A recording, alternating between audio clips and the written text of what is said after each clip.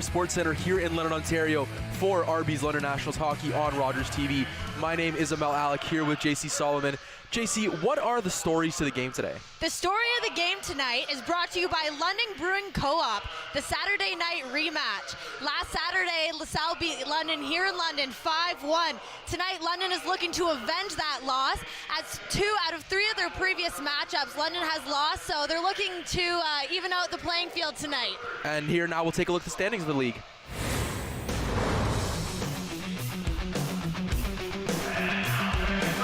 Excuse us for the technical difficulties.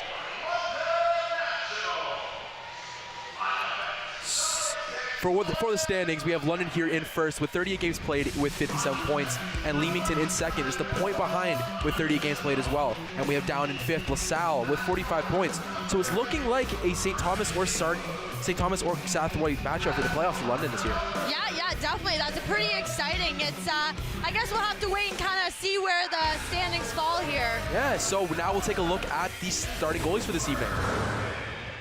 We have Matthew Sabrotica with 7 games played this year, running a 5-1 record with a 2.16 goals against average and a 9.927 save average with Aiden Barry for the London Nationals, playing 24 games with a 16-5 2-1 record, a 2.64 goals against average, and a 921 save percentage. And now down to ice level for the anthem.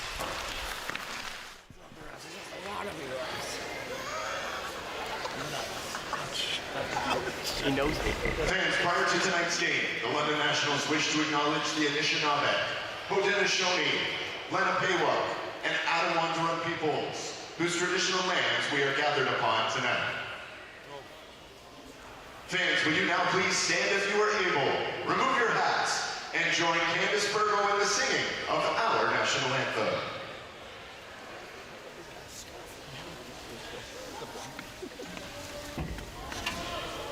It's a full bed sheet.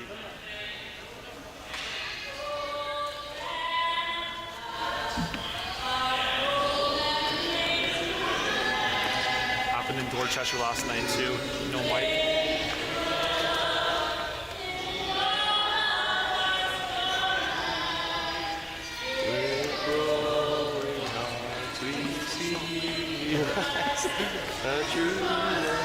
Might be the most overplayed song.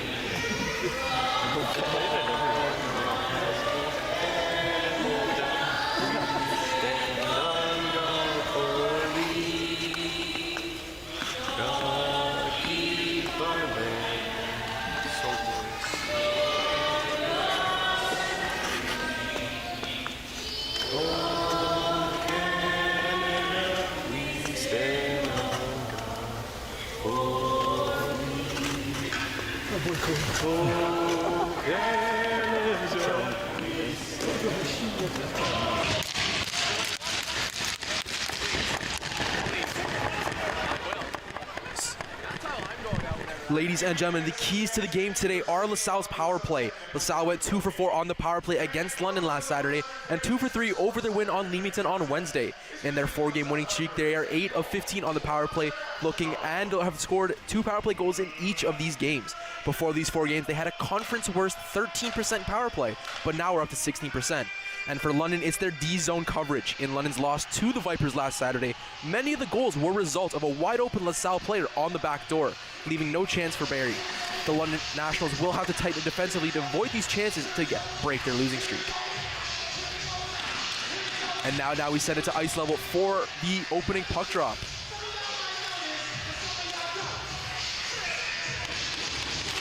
And LaSalle brings it out into their defensive zone after winning the faceoff.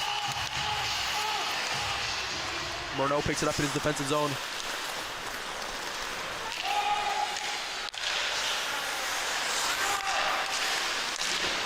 Lacotte picks it up.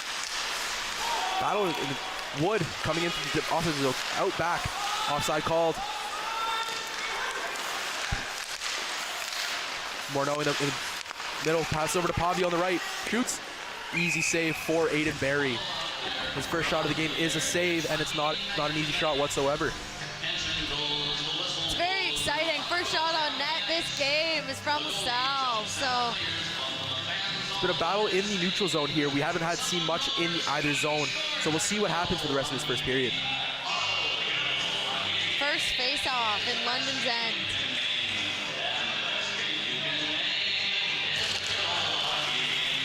Face-off won by London. Puck in the neutral zone now. Sent back in by the LaSalle defender.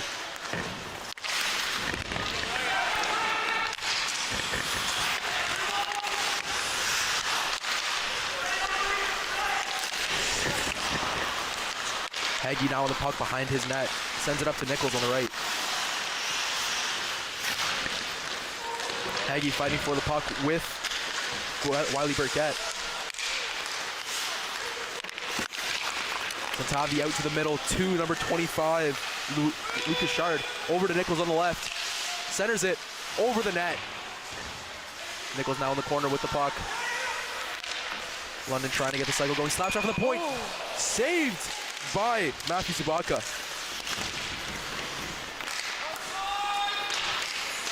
Deacon Holmes sends it back into the LaSalle net. London and LaSalle both looking to make a change. Borowitzki starting out from the LaSalle point. Makes it to the neutral zone, but then sent back into the LaSalle defensive zone.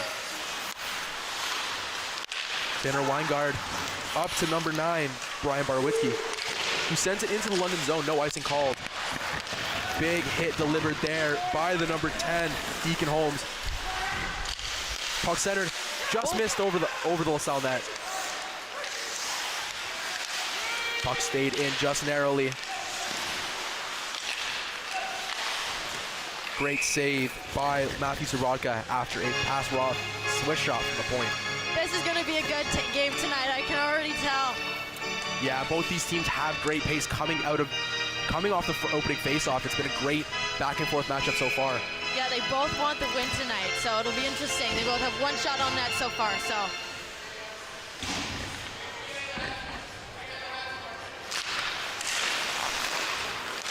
So McManus wins the face-off. Puck now down all the way.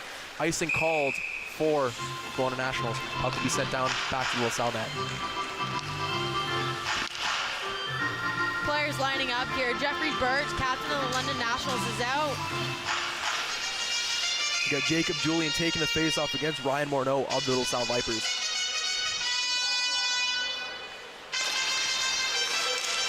London wins it. Burge with a shot, saved again by Matthew Sarodka.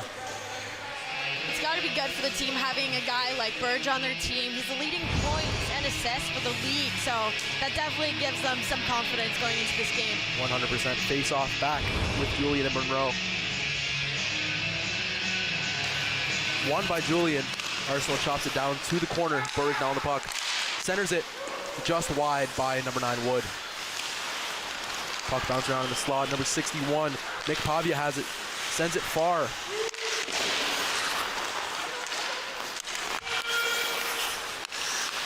Number 8, Wood, picks it up, sends it down to Burge. Burge slots it in the middle, but is intercepted by number 61, Nick Pavia, who now brings it out on an odd man rush. Cuts back, sets up a shot, blocked by the number 7, Rowan Arsenault.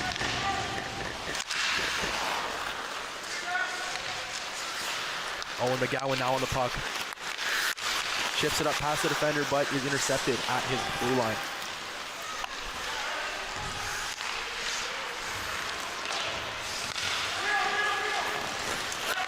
McGowan bringing it up into the neutral zone, takes the offensive zone, chips it past Lacotte.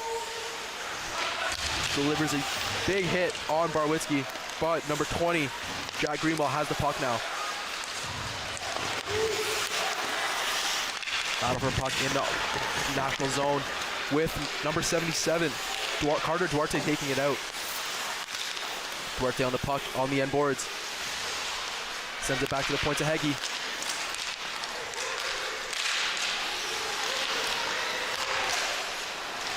Puck now with Lee Knight of the Vipers.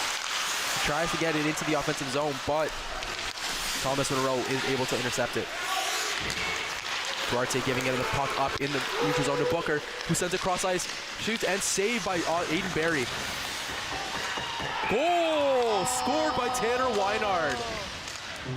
They need to tighten up in their defensive zone. The same issue they had last weekend. So Another giveaway in the defensive zone, straight to the slot to Tanner Weingart, who takes that opportunity and puts it top shelf.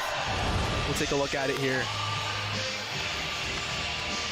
Got the cross ice feed with blocked by Barry, who sends it out into the slot. Missing is Duarte, and Weingart, right with that wrister of a shot, sends it top shelf. Back to center ice. Lasalle wins the faceoff right now. Weingart back on the puck right after his goal. Sends it cross ice. Puck's in the slot behind. The goal was unassisted. Time 4:08. That's Weingart unassisted at 4:08. Finlay now on the puck. Now puck back with number 9. Brown Nichols takes the offensive zone. Shoots, saved by Sabraka.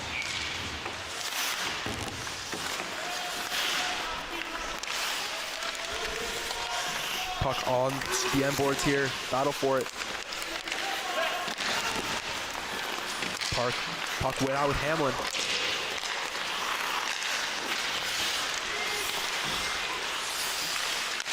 Brickett now sends the puck into the slot. There's a battle for it right in front of Barry's crease. Nichols now with the puck after trying to, and gets it out of the defensive zone. London looking for a change. It looks like LaSalle's going to take this time to mount a counterattack. Sean Horn takes the puck behind and saved by Aiden Barry. we're looking to face off here in the national zone, hopefully to bounce back quick from this goal and get it down into the LaSalle end zone. It looks like LaSalle has come out with a bit more speed, being able to get that puck down and deep real quickly. Face off with the scramble. Won by London. Puck now with number 6, Logan McGowan, who sends it over to number 24, Nicholas Beaupre.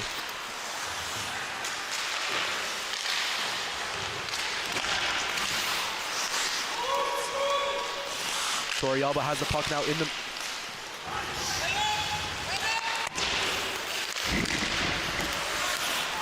Beaupre now back with on the puck, gets the offensive zone, and offside is called as number 2, Jaden French, was caught offside. Jaden French, number 2, is a call-up for the London Nationals this season.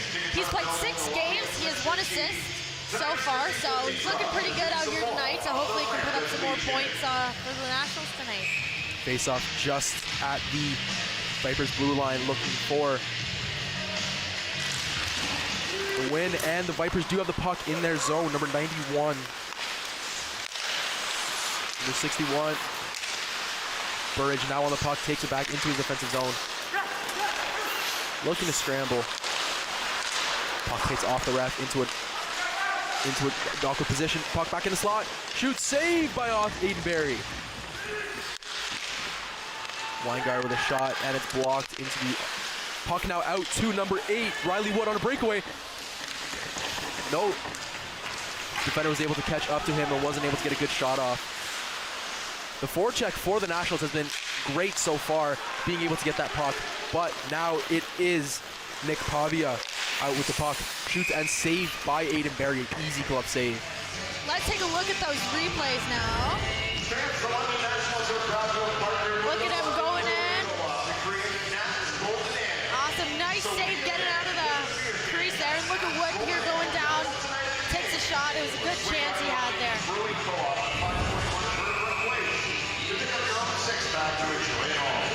Lawrence waved out. Now Booker looking to take the face-off. Face-off won by London. With LaSalle on the puck, taking a shot from the point. Blocked by Aiden Barry, but with a rebound to the left. Knight on the puck, shoots wide left. Eggy chips it along, but only to the LaSalle defenseman.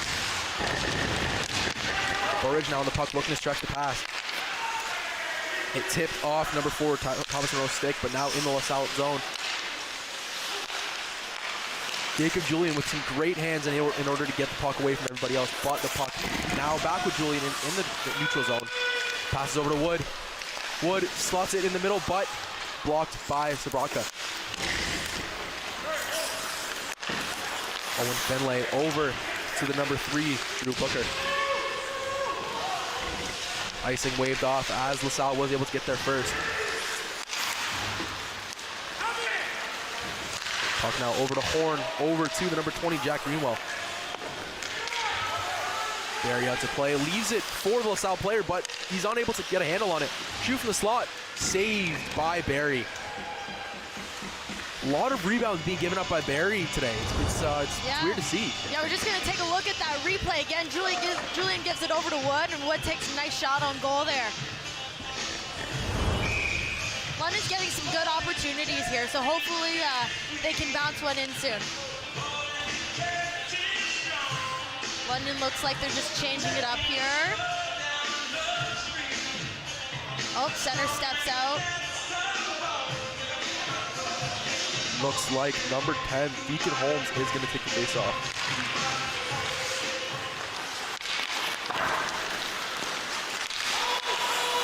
Puck in the neutral zone with number 17, Ethan Hamlin.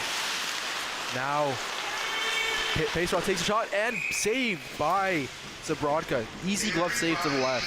London, here we go. This is getting exciting. We're getting our shots on net.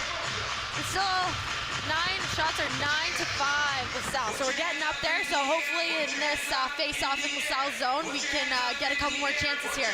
Monroe versus Shard on the face-off dot. We'll see who comes away with the puck this time. Sort of a neutral win there. Horn now, Shard now taking the puck from Horn, moving it along the end boards. McManus now coming out of his defensive zone, caught up to by Shard, with delivering a little check there, and able to get the puck. Nichols, they're battling it against McManus. Horn sends the puck deep, with Barry blocking it. Holmes coming out with it now, over to number 20, Brady Santavi. Bob is over to number 71, shoots. Saved by Aiden Barry. There's a scramble. Ref signals no goal, and there's a pileup. That was quite the scramble there. The players jumped in there to save Aiden Barry. That's one way to defend your goalie there. There's a bit of a scramble still going on at the net, hopefully. Yeah, we got a couple players laying in the net. Barry's okay. Looks like he may have taken off his helmet. Everything seems to be okay. Barry's just getting up shortly here. As we see, there's a couple players. We got Shard laying on the goal line in order to keep the puck out, and we had Morneau falling on top of him at the end of that scuffle.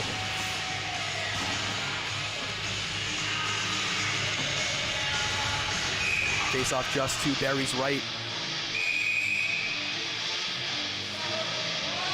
Linesman waving out Gillis here. Hamlin taking the draw now. London wins it with Arsenault taking it behind the net, sending it up to French, who's able to find Beaupre, but losing the puck in his feet. Now with number 18, Brody Gillis. French now on the puck for the Nationals. Gets the puck chopped out over to Arsenault, who sends it over to McGowan on the left side. French now taking it up into the neutral zone, finds Beaupre cross ice. Beaupre taking it down behind the red line. McGowan's shot for the point goes wide, causing a little bit of confusion to where the puck is. French now sending it, starting to cycle. Beaupre now on the left side here. Sends it back up to the point for McGowan. He gets a shot off on net and a tip by Tori Yelba, but an easy save for Matthew Zabodka. Nice, yeah, Jordan French is looking good in there. Number 2, he's a call up. He just tipped off on net, so here we go. We're looking to face off again in the LaSalle zone. It's exciting to see if he's going to be able to do anything today with being a call-up. I know, yeah. He's had a few shots on net so far, so he's really in there. And we have a new line stepping out. We have Bunker taking the face-off here.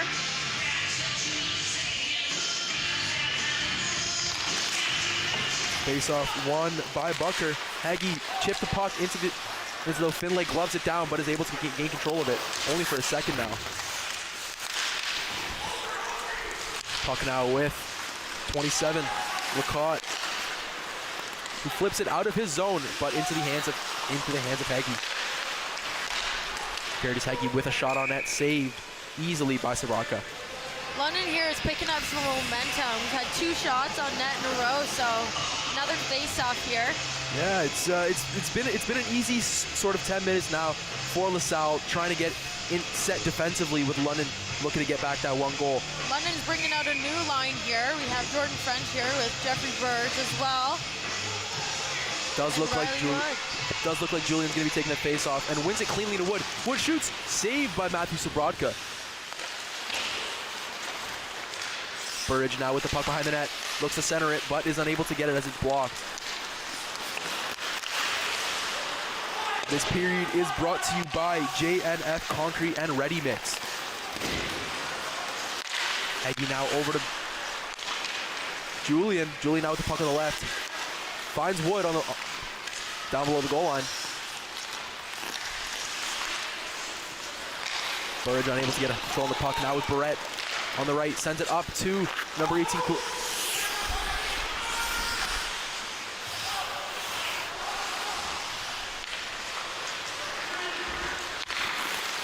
He's in it to Burridge, just misses him, and icing is called as he wasn't able to get a touch on it. Faceoff is going to be heading back into the London zone. This line is still out there. They're looking good tonight, so hopefully we can win this faceoff here. It looks like... Does look like Burridge is going to take it. Yeah. Looks like Julian's taking offensive faceoffs and Burridge is taking defensive ones. Burge wins it. Battle between Monroe and... Great goal, taking it behind the goal line by Patrick McManus. Now 2-0 LaSalle London. Yeah, we're just gonna take a look at that replay here shortly. Burge didn't win that face-off. I don't know what happened there. Burge looks like he won the face-off play, but McManus was first to the puck, able to bring it down behind the goal line and slot it just over the glove of Aiden Barry. London's really got to start to tighten up on their defensive zone here, otherwise this game could get ugly.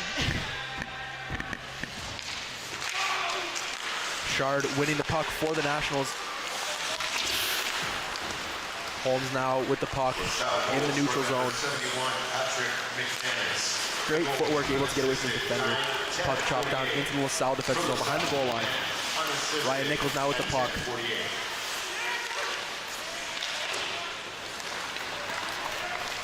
Drew Booker now making the play out to Weingard. Booker now with the puck, shoots just wide left of Aiden Barry. Puck now up into the LaSalle zone, saved by Matthew Sobrodka.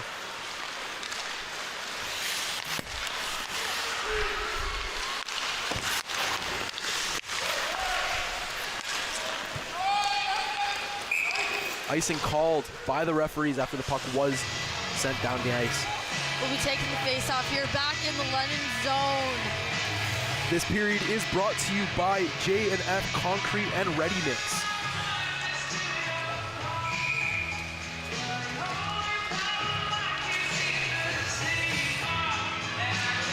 It looks like Shard will be taking the face-off here. Hopefully he can win this one. Face-off won by LaSalle, sent over to Finlay. Finlay shot blocked by the defender there. Puck now with Lacotte, who sends it up to number 11, Logan Morneau. Pavia on the right, shoots just wide of Aiden Barry's net. Owen Finlay sends it over to Lacotte. Just barely misses McManus there, and icing is called, bringing the puck back down to the LaSalle net. This is exciting for London. You know, on our previous face-offs, we had a lot of shot opportunities off the face-off, so hopefully we can get some more shot opportunities here. Looks like Torrielba's going to be taking the face-off here with French on his left and Volker on his right. Wins it clean. Shot by McGowan, saved by Sobrodka. Puck going out of play. It's going to be another face-off in the LaSalle zone just to the right of Matthew Sobrodka.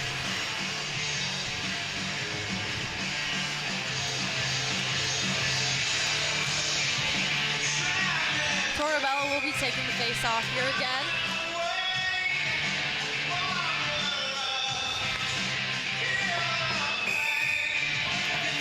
Ref calls it out.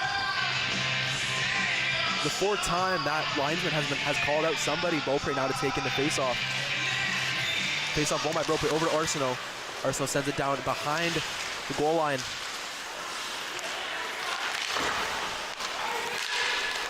Amel sends it down the ice, but it does go down for icing. This is a great opportunity for London here. We have 3 face-offs in LaSalle zone, so the shots are getting closer. We have 10 to 11, so you know, you got to capitalize on these opportunities. Being down 2-0, it's gonna have to start to get. You're gonna have to start to ramp it up here if they want to be back into this game before the second period starts. Spencer Lacotte sending the puck down the ice, just getting over the halfway line. Caught now back on the puck after it's sent back into the LaSalle zone. Stick handling through all the defenders. He's down low, shoots. Saved by Aiden Barry, giving up a little bit of a rebound. Puck now with number 8. Or, pardon me, number 6, Owen McGowan. He sends over to Beaupre. Beaupre shoots. Saved and a rebound from Matthew Sabrodka. McGowan now on this close boards here. Sends it down to Beaupre, who finds French. He takes it around the net. Stick handle shoots. Shot is blocked by the number 18. Lacotte getting the zone, sending it across ice to number 14, Dunkley.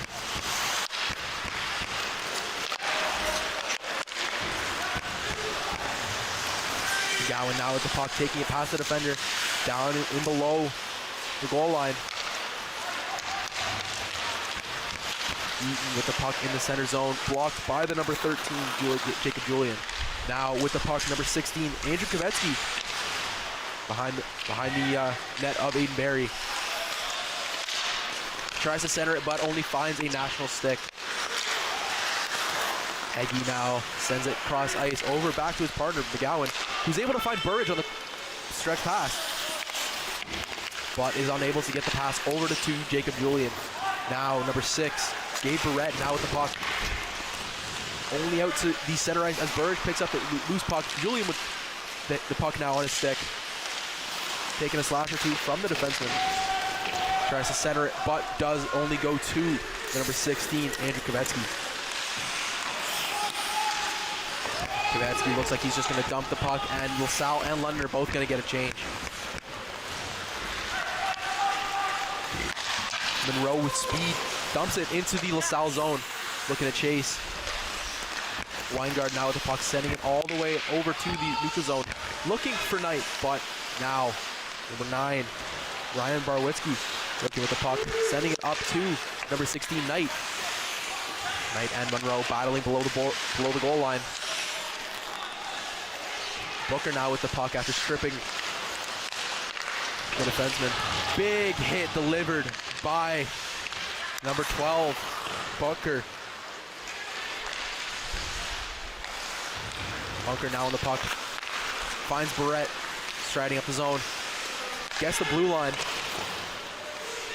Duarte now on the puck in the corner, being held there by Barnetsky.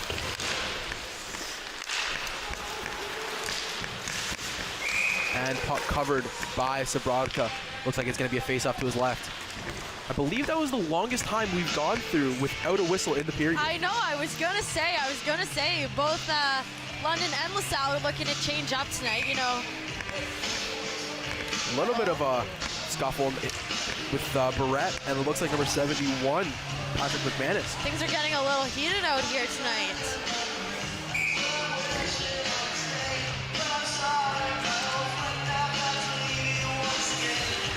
The refs are trying to square up the players here as they take the face off.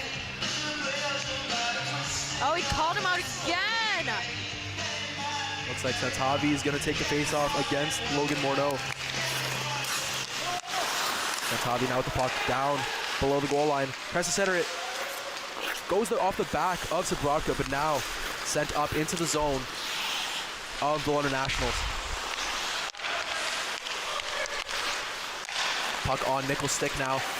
Unable to get the zone and taken out. Chard now with McManus.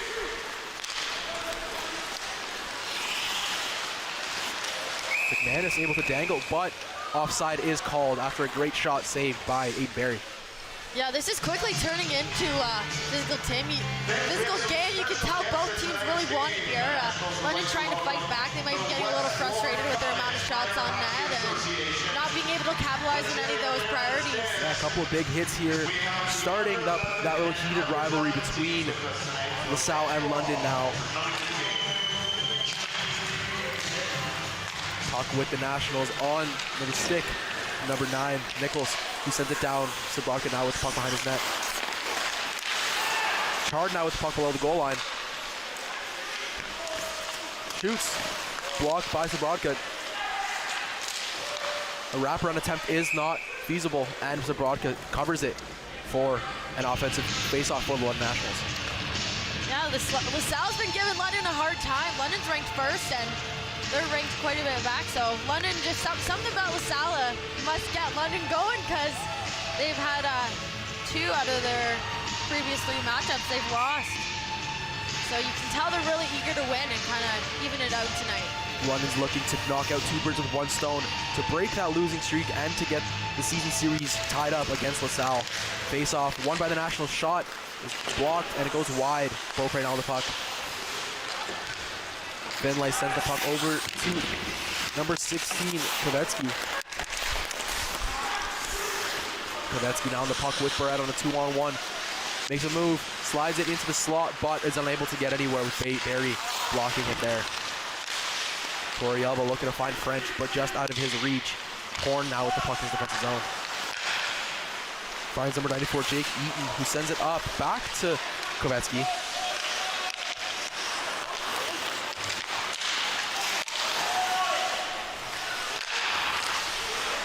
Puck's bouncing around in the neutral zone. Settled now down with London Nationals.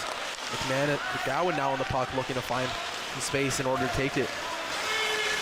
Unable to get the puck through Horn's legs. Booker now taking the puck with Greenwell. Booker in the corner. Unable to find Greenwell there with an easy shot.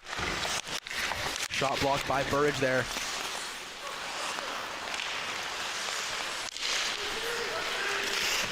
Burridge stick handling out of his zone. Tries to get it out. Over to now, number 9, Ryan Barwitzki. Tanner Weingart looks and finds Greenwell, but is unable to get a touch on it, and it is called for an icing. Tanner Weingart for LaSalle is looking really good tonight. He scored their first goal, and he was selected 11th round and 203rd overall by the Windsor Spitfires in the 2001 OHL priority draft. And so he's just out here at the face-off tonight. Face-off won by the Vipers. Weingart now trying to chip it out, only to Burridge. But Greenwell now taking it into the defense neutral zone. Monroe now down below his goal line, chipping it over to Heggie. He's unable to get a control of the puck, with Booker now taking it and shooting it down. Monroe picking it up into the offensive zone, rubbed out by Monroe. Unnecessary giveaway, shoots. Still with the puck is Monroe. Barwitzki now at the point. Cross ice to Weingart, who's able to find Pavia below the goal line.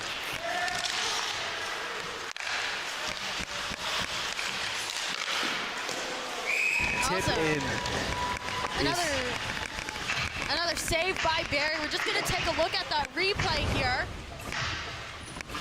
When you look at Monroe with the chance there, another amazing save by Barry, and Monroe really stepping up their defensive play. Here we go with another face-off in the London zone. Again, London's getting kicked out of the face-off. Face-off won by the Vipers. Shot saved by Aiden Barry from the point. Now it looks like it's going to be a 3-on-3 rush. Chard now with the puck in the middle. Unable to chip it over, and saved by Matthew Sabrodka. That was an awesome quick rush by London. You can tell they're eager. They want it out of their zone. They want to keep the majority of the play in LaSalle's zone here. Hasn't been much in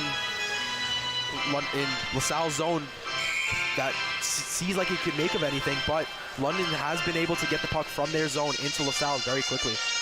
Yeah, that's definitely one of their strengths.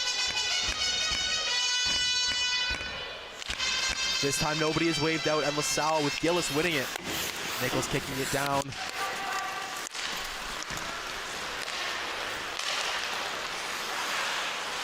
Puck punts around in the neutral zone. Santavi now with the puck.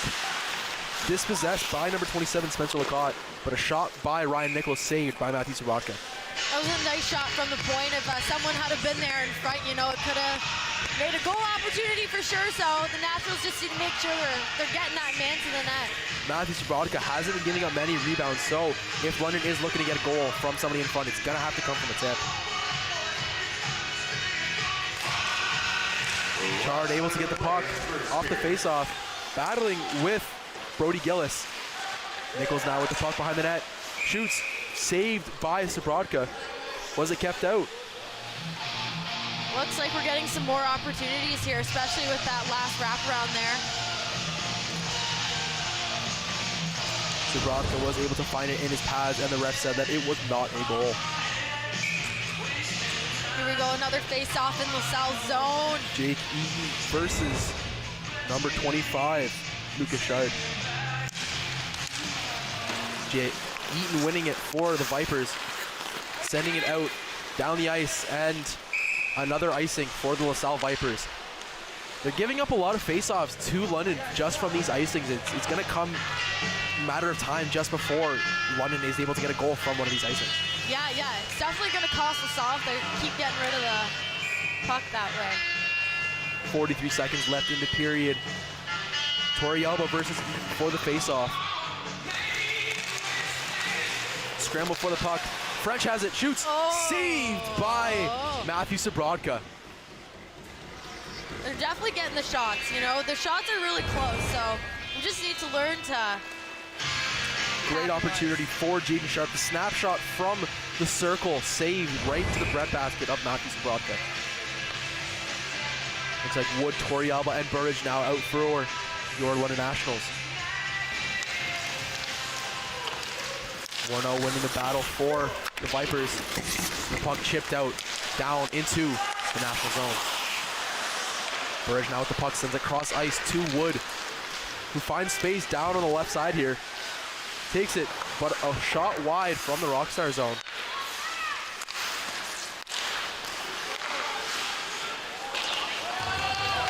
Torriello was looking for McGowan, but the puck was unable to get there.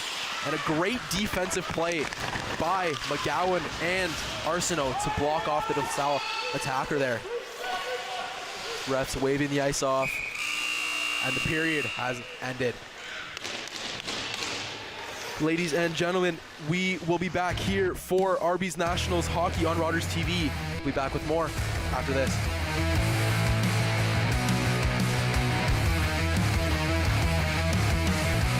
This program is brought to you by the following sponsors.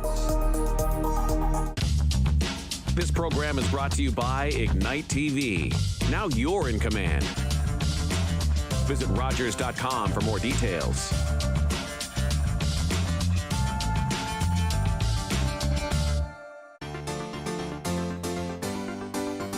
Belfast is the winner of more audience awards than any film this year. And now, it's nominated for 7 Academy Awards. What do you want? I want you. Yes! What were Umbrella doing here? This is where they're experimenting on him. We gotta get out of here. You gotta help us, Claire. Let the world know what's really going on. We have to contain this.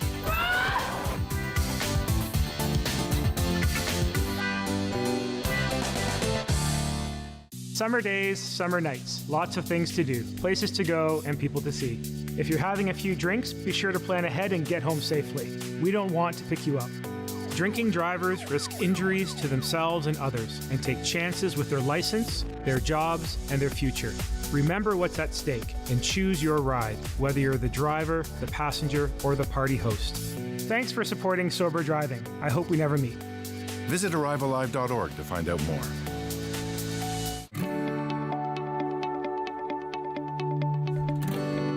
You're watching Rogers TV, London.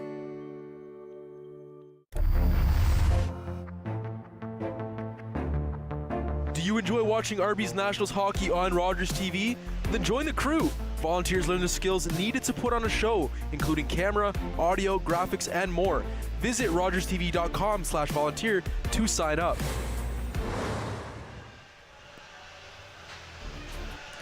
This intermission is brought to you by a story on player profile on Nolan Babenko. Ian Babenko. So I'm from London, and I played minor hockey with Mount Bridges and then Elgin Middlesex Chiefs. And then for Major Midget, I went to Toronto and then came back in 2018, 2019 to play for Strathroy. And last year with COVID, took a year off, and now we're in London. I like to play a full 200-foot game. I really take a lot of pride in defense. Babenko knew some of the players on the Nationals before he joined the team, and those he didn't know have all been very welcoming since he arrived in January. Played with Woody, I've played with Bowers, Gordy, Pace Roth, so a lot of good guys here. Like immediately they were super nice in the group chat, inviting me out to all the events and stuff, so it's been a great time so far. The focus for Babenko each shift out there on the ice is pretty simple. Basically, I guess just don't get scored on and hopefully do score more goals than they score on us when I'm on the ice, and so far we've done a pretty good job of that. Working with the new coaching staff has been a good experience for Babenko, and he and his teammates try to elevate their game. Dave and all the guys are one of the best coaches I've ever had. They're super understanding, and they're always looking for ways to help you out. And guys like Dennis have so much experience in the game, so just to hear anything from them is really awesome. As a London kid, it's exciting for Babenko to suit up for the Nationals. Being from London, like the London Nationals have always been the mecca of hockey teams in this area for junior, aside from the Knights, but they're the oldest team in London, so coming in here was a huge honor, and especially they're always up there in the standings, so it's awesome to be on a really good team this year. We'll be back with more RB's London Nationals hockey here on Rogers TV right after this.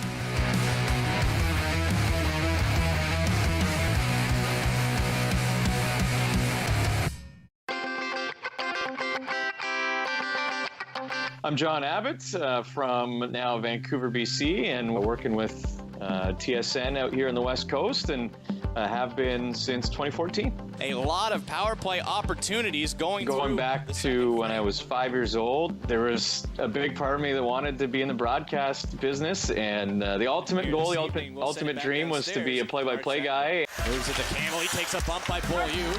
I really wanted to understand how broadcast came together from all aspects, and so to me, local cable and the volunteer position within it was the perfect place to start. Todd Perry shot for score! I would not be where I am today without the help of the people that guided me at Rogers TV and the opportunity Rogers TV gave me. And it's been a huge benefit to me, and that's an approach that, if possible, I completely recommend.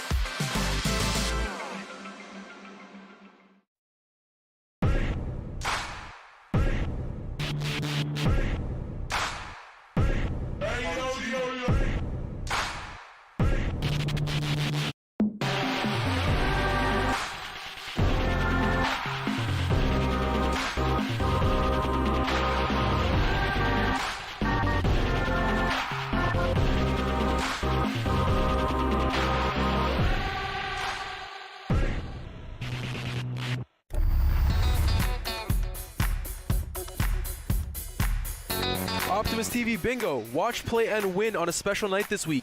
Tuesday night at 8 p.m. Play Optimus TV Bingo on Rogers TV. Cards are available at multiple London locations and are good for all 3 games. Weekly jackpots total $3,000.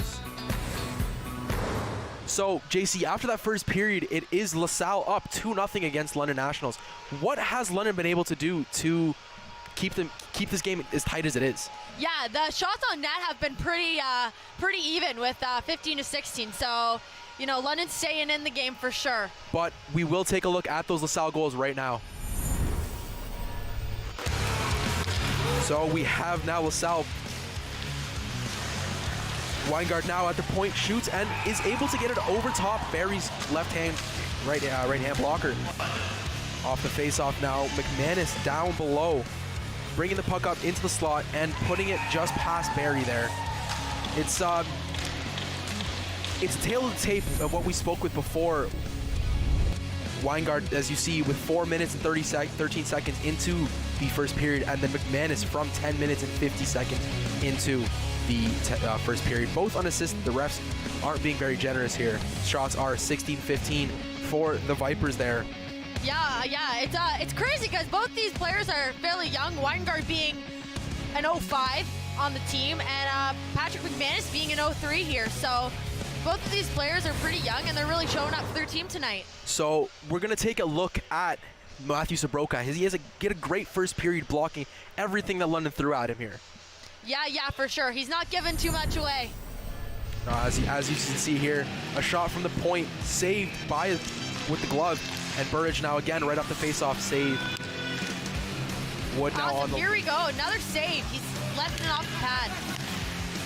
London's really getting their shots in here, and he is not giving anything up. Here we have a wraparound, and he really snuck that one in.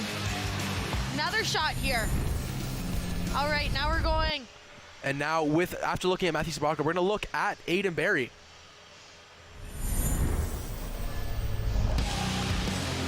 All right, here we have Lasalle coming down a shot. Nice save by Barry. Barry really giving up the rebound, and we have the players coming in there to save him a bit. Shot from up top there.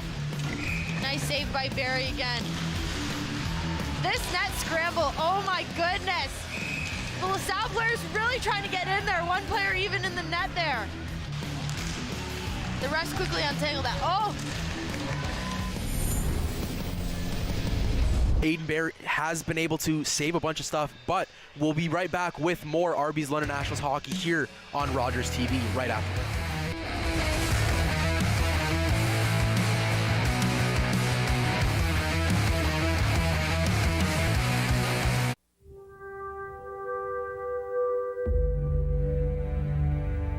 Behold Emily Carr, painter, about to encounter the force that will consume her life. How tightly they sealed their secrets from me, humble and pleading before the great trees, awaiting the invitation from the Spirit to come meet me halfway. Nothing is still now, everything is alive.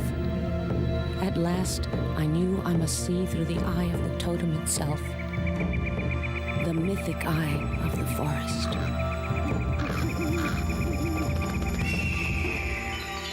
Seldom able to live by her brush, before she died in 1945, Emily Carr was in the first rank of Canadian painters. This is my country. What I want to express is here, and I love it. Amen. When you're online, Rogers TV on YouTube shares news and events from your community, like messages from local leaders, updates on the latest health news, local business presenting their new offerings, and how our local communities are working their way through these unprecedented times.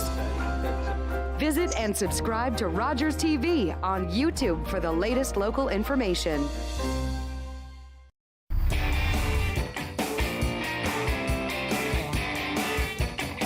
This week, Jeff puts the chillin' in Chillin' and Grillin' with Jeff. He heads to a backyard in the winter and keeps warm with lobster bisque, prime rib sliders, and oyster Rockefeller. Watch the latest episode of Chillin' and Grillin' with Jeff Thursday at 7:30 p.m.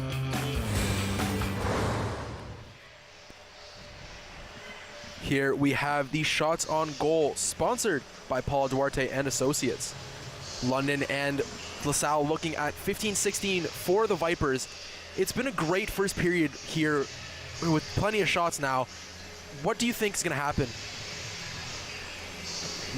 Our next broadcast here on Rogers is going to be the London Nationals versus the Legionnaires on Wednesday on RogersTV.com at 7 p.m.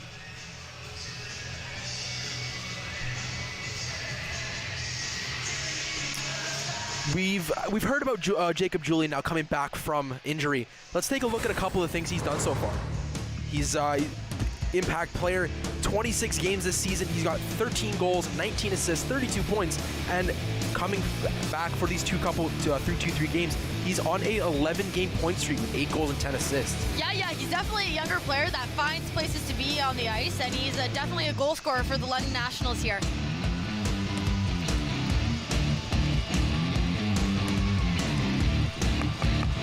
Another player that's been great for the London Nationals today has been Jeff Burridge. You recently played in the QJHL for Halifax in 2019 and 2020, and he leads all of the GOJHL in both assists and points.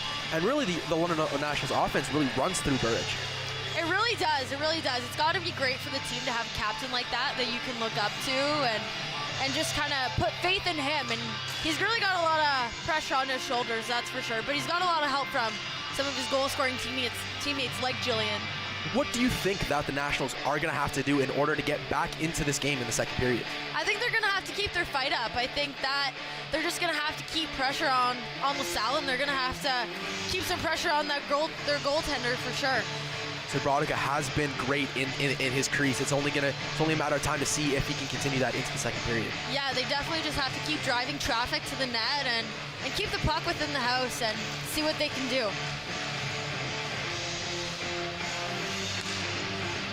London's definitely going to bring it after this, after they had that break. They're down 2, so. With the new coaching staff, you can only imagine the team talk that was given in the locker room in the first intermission. And face-off blown by the linesman after that. These linesmen are not cutting the many breaks tonight. They're really on the ball here. Julian against number 11, Monroe. Monroe wins it over now with number 27. Spencer Lacotte. Lacotte now with the puck behind his net. Sends it down. And now Patrick McMahon is taking the puck. Offside called as Nick Pavio was just past him as he crossed the blue line with the puck. It was just a slight offside there, but these linesmen, like we said earlier, are just on the ball today. Yeah, nothing's getting past them. Does look like it's going to be a far side face-off here. Julian winning it back to McGowan over to Arsenault. Arsenault finding Julian with a tip down into the LaSalle zone. Great save by Sabrodka after a point-blank shot from Burridge. Now the shots are tied 16-16. London off to a good start here with the first shot on net second period. Like we said before, the offense really runs through Burridge. As you can see, it came to him as soon as Julian was able to get into that offensive zone. Yeah, Burridge is taking this space off here, so hopefully he can push it through and they can get another shot on net here. Burridge dumps Gillis on the center dot. Arsenault now picking up the puck, sending it wide to Wood, who finds McGowan now behind the net, circling the puck. Great save by Sabrodka after a shot by Julian. Gillis now on the puck, with the puck getting stuck in the feet of Burkett. The whistle's blown. There's a little bit of a tussle going on. Ref down. Oh my gosh, Burge too. Spencer Lacotte was, you could see, taking shots at Jacob Julian. It looks like Julian and Lacotte are both going to be headed to. Julian's on the bench there, hunched over, and it looks like Lacotte's being sent over to the penalty box. Julian has now gone down to the Nationals locker room. 2 in the box, so let's see if we can keep a 5-on-5 going here. Bit of a late elbow there from Julian, only to get a couple back chops from Lacotte. Wood and Burridge both coming to their teammate's savior there. These teams are out to fight tonight. They both want the win.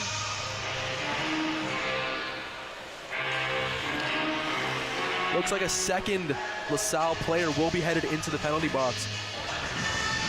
Looks like we'll be heading into a 4-on-5 power play here for the Nationals. This will be exciting. Hopefully they can capitalize on this opportunity and score a goal and get their confidence up in this game. Chard winning the face-off, but the puck now with Andrew Kovetsky. He's able to get it down the ice now with Aiden Barry behind his net. Sending it over to McGowan. Burridge now with the puck behind his net with Eaton chasing. The forecheck by LaSalle on this power play has been great so far, with Eaton disrupting play. Nichols now finding Burridge on the cross ice. He gets past the defender and has to cut away. 2 for cross checking, 2 for roughing. For London, Wood. 2 for cross checking. All penalty at 58 seconds. From what we've heard, it sounds like Spencer Lacotte was given a 2 minutes for roughing along with Jacob Julian, but Lacotte was also given a 2 minutes for cross-checking.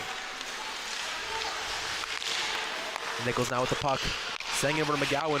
Tap pass back to Nichols. Slots in the middle, but the puck does go behind the net. And the puck is smothered by Matthew Spratka. London was doing a great job on the passing there in their box formation, really trying to pull the Lasalle players out of their positions to try to get an open shot on. McGowan and Nichols both having some great passes between each other, looking to get something set up from the point in order to get a shot on net. Looks like we'll be having another face-off here in LaSalle zone. Shard taking the face-off. Shard winning the face-off after Scruffle, but the puck does go out to the neutral zone. Shard now back on the puck. Skipping past Horn, but number 7, Owen Finlay now on the puck. Julian now back out onto the ice.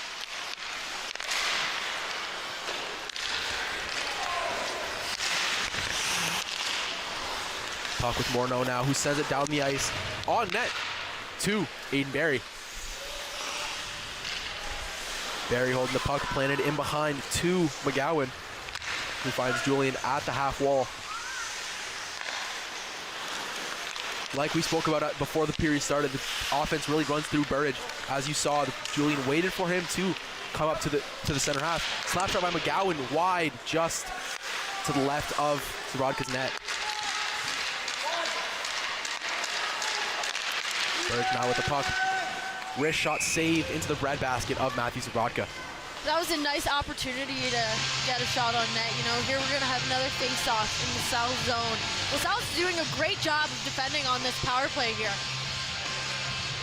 LaSalle has been able to so far get the puck out off of these face-offs. They can take as many as they want, but they've been able to get them out down the ice. Looks like, here we go. Now back on to 5-on-5 hockey. Hagee now with the puck. Hagee getting into it down here with the number 3, Drew Booker.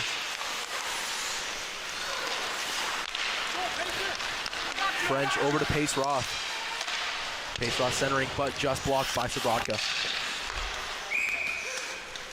Another save by LaSalle. You know, you have Lee Knight out here who's an 0-3. He's a short but mighty little guy here on the power play on their penalty kill. Looking to take another face off. Looks like Torribella's going to be taking it against Gillis.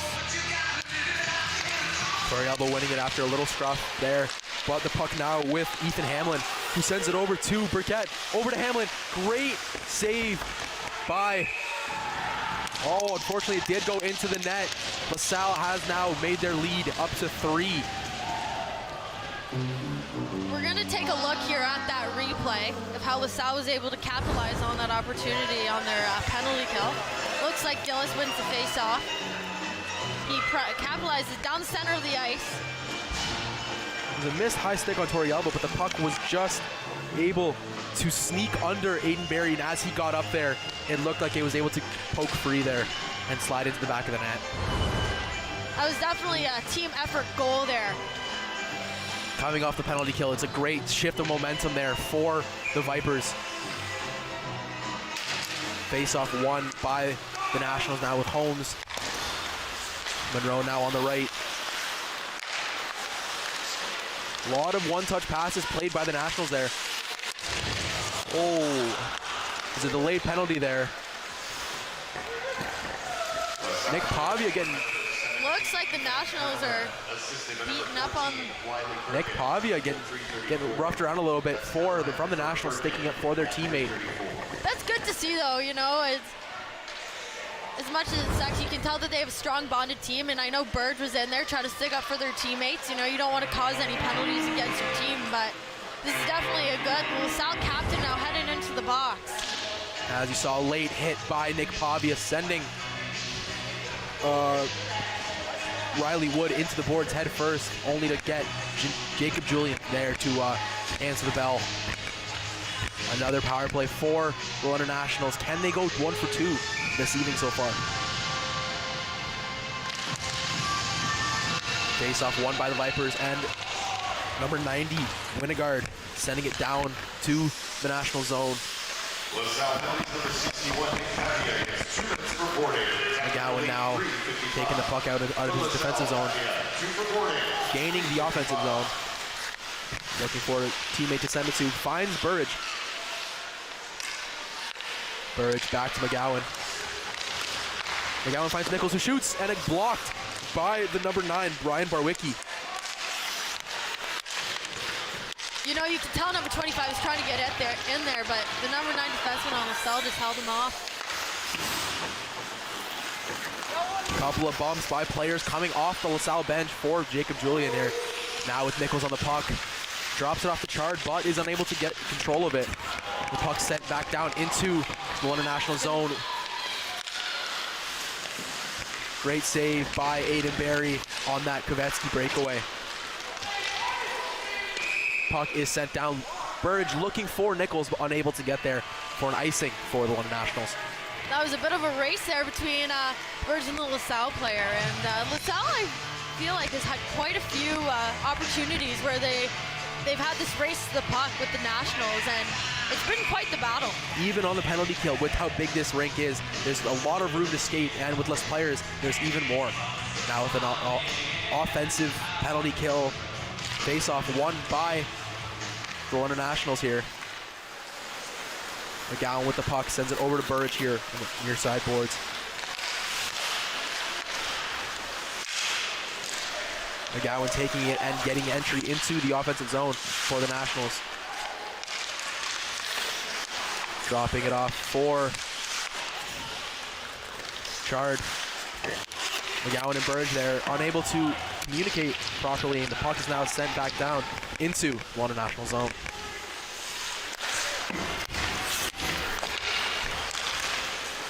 Puck off the skate of the number 9, Ryan Nichols, now with Jacob Julian.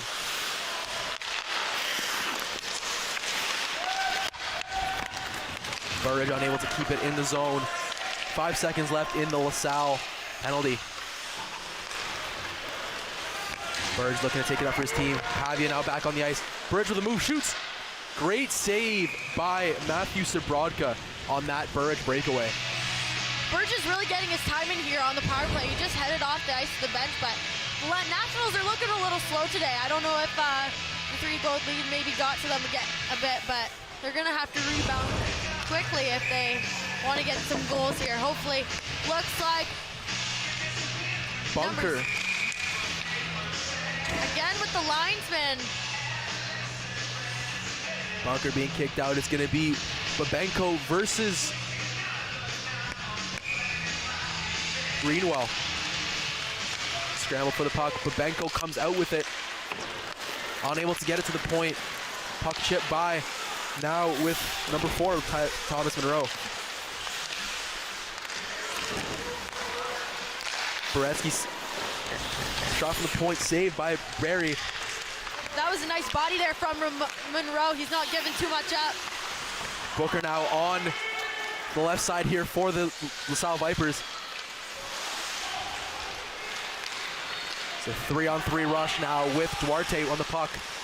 Babenko just offside, lifting his leg before Duarte was able to get the puck into the offensive zone. That was a close offside there. You know, it's no fun when you go almost have a 2-on-2 opportunity and your teammate gets slightly offside. It's just a movement of the legs.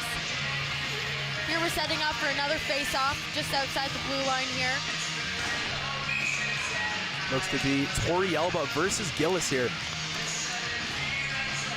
So far today, Gillis has been the one to come out on top on these face-offs. Puck won by the Nationals, but sent immediately down into the Viper zone. French now chopping at the puck. Big hit from the number 17, Ethan Hamlin. Shot by Gillis off the crossbar there. Tori Elba now picking up the puck just at the blue line, sending it over to Jaden French, who gets the offensive zone. Skims past one man, shoots, and it's fanned on by French. French now with the puck behind the Vipers net, able to find Arsenault, who lets a shot off off the foot of Beaupre into the corner of the Vipers. Great save by Sorialba. Slap shot from Arsenal at the point, blocked. Players not knowing where the puck is. Back out to Arsenal at the point. Shot. What a nice save. Zabrodka with a great glove save, unable to get a tip on it, was number 24 Beaupre. Now we're gonna take a look at that replay. Down by Gillies, hit the crossbar. It's a great shot over the right shoulder of Aiden Barry, just hitting the iron there. Arsenal just couldn't seem to stop him, you know. He took the shot right away. And here we go, another face-off. And another time that Chard has been thrown out by the officials. Looks like Nichols is going to be taking the face-off. Nichols wins it against the number 11, Noah Morneau. Puck now with Nichols. Great forecheck by Chard. But Nick Pavia still with the puck. Is able to find number 71, Patrick McManus on the far side. Great active stick by Pace Roth there. Finlay now with the puck on the point, shoots. Blocked by his own teammate in number 71, Patrick McManus. Nichols getting the puck up straight to Morneau. Knee-on-knee collision there with... Looks like Nichols is down. He might be a little injured here. And McManus caught him with a knee-on-knee collision there. Is that another penalty here for LaSalle? Another high penalty for LaSalle. High sticking call looks to be for Logan Morneau. Yeah, you can see where he caught him there. This is going to be a really good chance for London here as we have another power play. Hopefully we can capitalize on this one. Looks like Chard's going to be taking the face off with Jillian on the wing. Puck out to Burridge, who finds McGowan in space. Loads up a shot. Unable to get to the net, is blocked by the LaSalle defender there. Julian blocked by the pass, blocked by number 16, Kubetsky. Puck now with Burridge now picking up the puck after a bobble. Walks in, feeds it to Chard. Was able to get a shot off, but saved by Zabrodka. Julian now at the top of the hash. McGowan looking for the one-timer, but Burridge unable to set him up. Great save by Matthew Zabrodka off the one-timer from Burridge. Zabrodka's doing a really great job of keeping LaSalle in this game, you know. The shots, you know, London's out shooting LaSalle now 28-20, so he's really been keeping them in there. He's been playing a good game so far, and LaSalle has a really good defense that they've been keeping up. London picking up 14 shots in this power period so far compared to the 4 of LaSalle. We got Nichols back on the ice here, so for the power play. Looks like his knee is going to be just okay. McGowan now with the puck with 1:15 left in this period, or this power play, my apologies. Burridge now with the puck, taking it out into the offensive zone, gaining the zone, stopping at the point.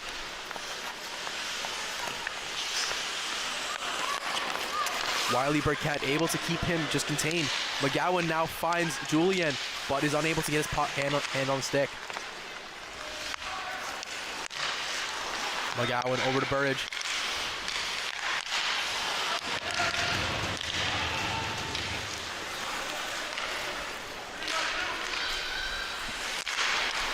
Puck now with Julian, cross ice feed to Nichols. He drops it off to Burridge, who finds McGowan at the point. 30 seconds left in the power play for London. Great save by Zabrodka there.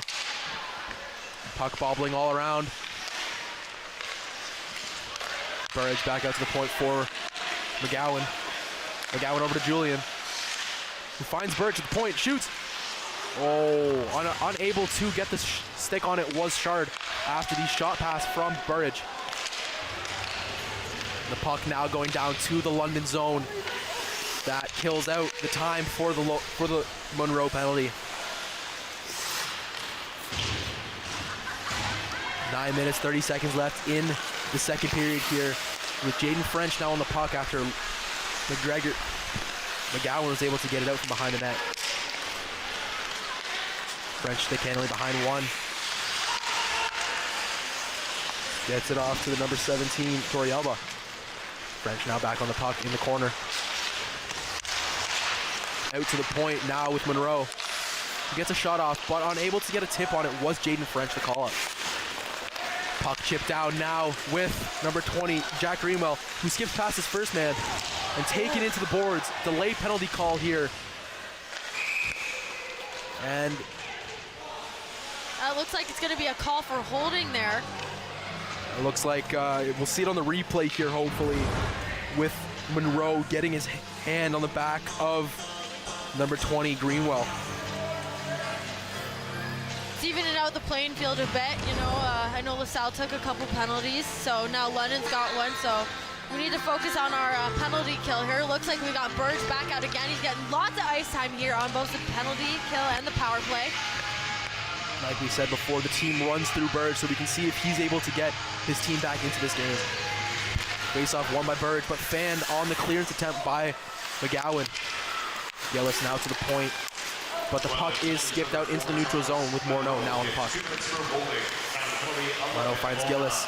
He tries to drop it off for McManus, but is unable to get a handle on it. Shard now taking the puck back to McGowan with a tip off of Burge's stick. Now Spencer Lacotte setting up behind his team's net. Passes it off to McManus, who finds Morneau on the left-hand boards. Shard now picking it up in the defensive zone. Breakaway here. Delay penalty call and hooking call here for the London Nationals.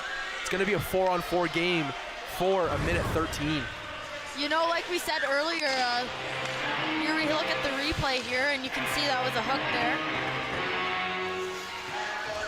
Last man back. He had to do what he had to do, but unfortunately that does end him up with 2 minutes in the penalty box. It could have been, yeah, for sure. Could have been a penalty shot there. That would have been a great opportunity for London to get back in the game.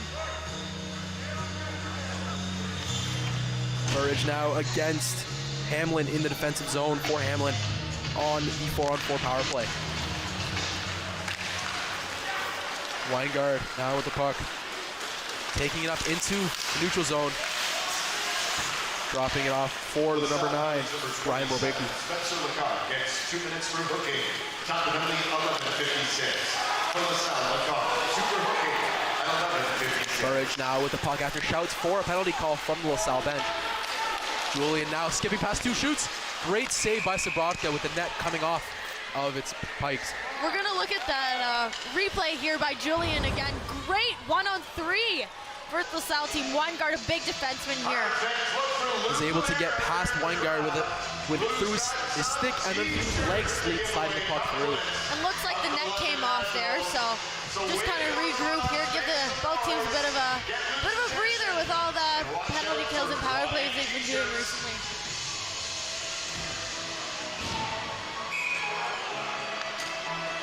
It's looking like it's going to be number 20, Santavi, against the number 20, Greenwell. Greenwell wins the faceoff, and Weingard able to get it up to the number 3, Booker, who finds Finlay, who dumps it down. Pace Roth now trying to get it cleared, but Finlay now with the passing it off to Greenwell, who finds Weingard. He's looking to get a pass over to his defensive partner, but stopped by Santavi. Hagee now with the puck after collecting with his foot. Shoots. Great save by Sabratka. Torriello with a reverse hit now on the number 3, Booker. Finlay regrouping. 10 seconds left in the London power play.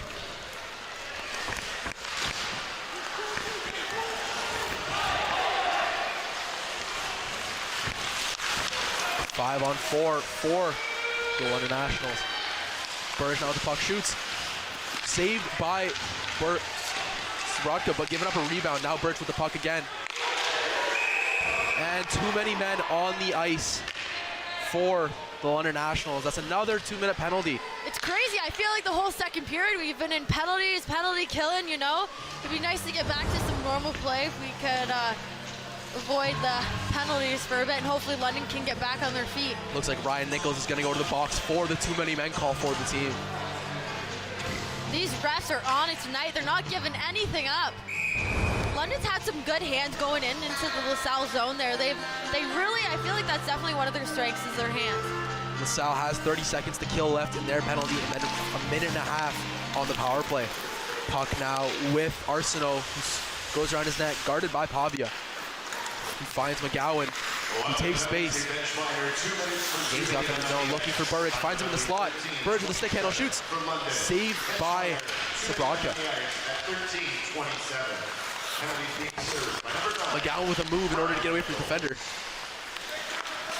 Burridge down to McGowan, who looks for Arsenault. Winds up for a shot. Blocked by the number 6, Gabe Barrett.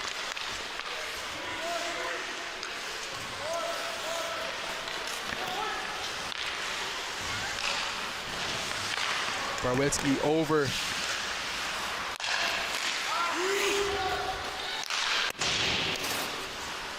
Pavia trying to keep the puck in the zone, gets it off his skate, and goes into the LaSalle bench here. London's going to try to kill this off. We've got a minute 8 left on the penalty kill here. So face off just outside of London's blue line here. Looks like Morneau versus Beaupre for this. Got St. Tavy on the wing. Again, that's 152-5835 and 152-5820. Morneau picking up the puck just from the blue line. Winds up, shoots. Great save by Aiden Berry, giving up another rebound. Cleared only to the blue line. But Beaupre now picking up the puck after LeCotte was unable to control it. Shoots. Great save by Sabrodka on that one-on-one. Pavia picking up the puck, getting rubbed out along the boards, now giving Holmes time to settle the puck down. Puck now with number 27, Spencer LeCotte. He's looking for Pavia, but unable to find him. Holmes picking up the puck now, regrouping behind his net. Guarded by Gillis, but Beaupre now on the end boards with the puck. Sending it all the way down, looking to kill just a little bit more time off of that penalty.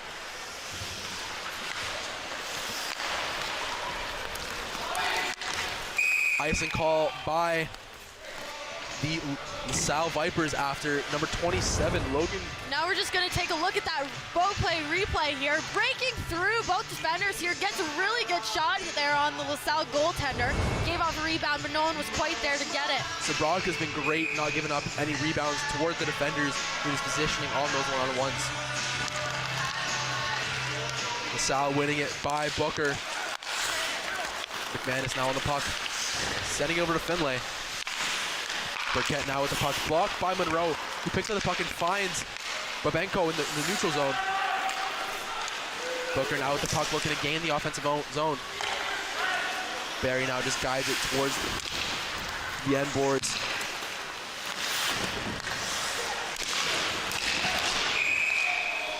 Looks like there'll be another penalty given away here. This whole second period has been penalties. Looks like that one will be for slashing. Given to, looks like number 14 on LaSalle.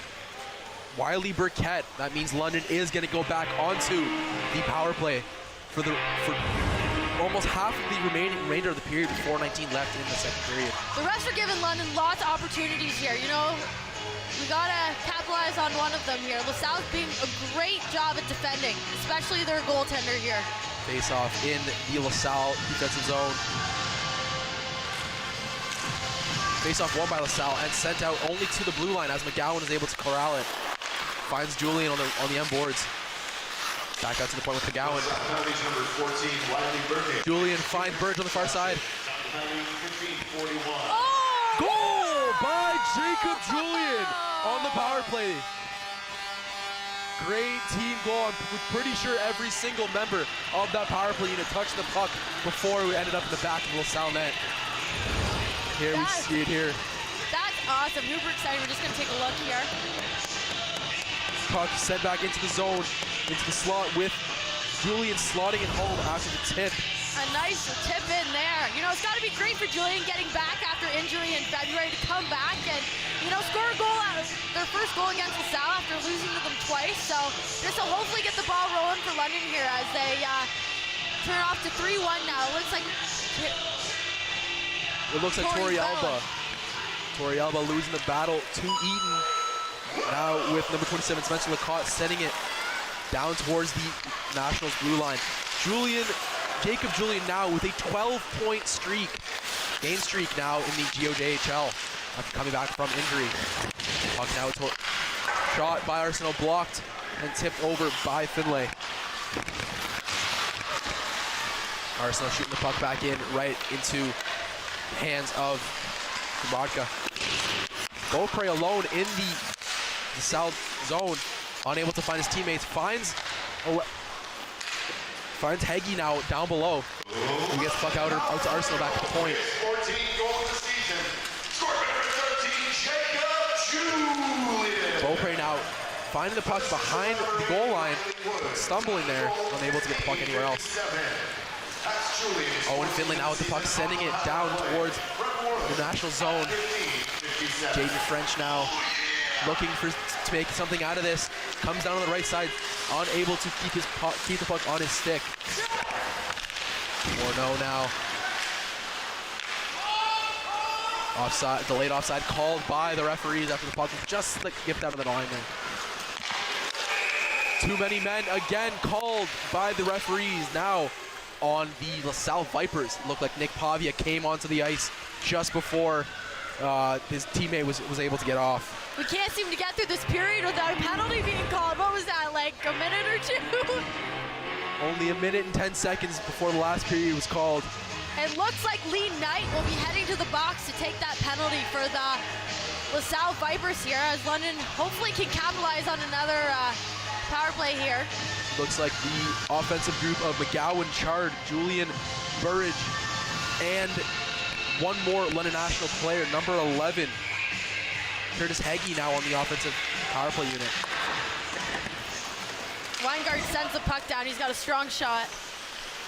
My apologies, that's not Heggie. That is Riley Wood there, number 8. McGowan now coming to the neutral zone, getting access to the offensive zone there for the Nationals. Trying to set up there. Shot by Bainbridge, blocked by Sabrodka. Battle to the puck. McGowan now at the point. Finds Burridge, who shoots. Saved by Sabrodka. Julian now trying to put the puck between his legs and get it on net. But it is number 17, Ethan Hamlin, coming out with the puck now. Stopping just before the circle there. Shoots. Great save by Barry, but just clipping the back of the net there. Chard now coming out with the puck out of his defensive zone. Tipping it up for Julian, unable to get a smack on it. But Chard is able to get to the puck there. Battling against Owen Finlay.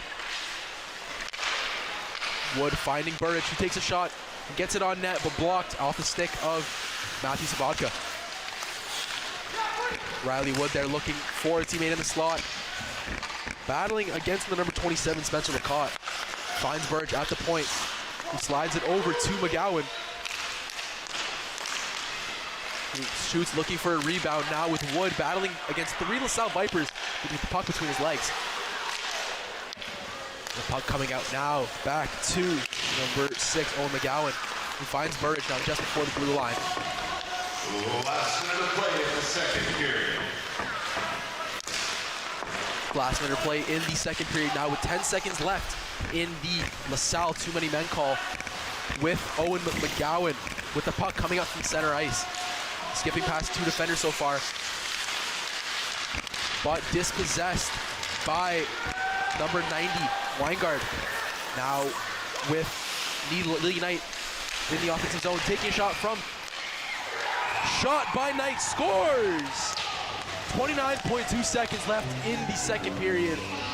The LaSalle Vipers have made it 4-1 after killing off that penalty. He came right out of the box and he knew what he wanted to do out there, and he put that one right in the net. You know, Barry gave up lots of rebounds. He's going to need some defensive help there. Great save by Barry, but a big rebound given up. Barwicki over to Knight, and Knight knew he put it in the back of the net before he even saw it hit the twine. like we're going to be facing up again here. Torrealba taking the draw. Torrealba against Morneau. Morneau again winning against Torrealba. It's been the tale of the night so far. Missed check there by Holmes on night.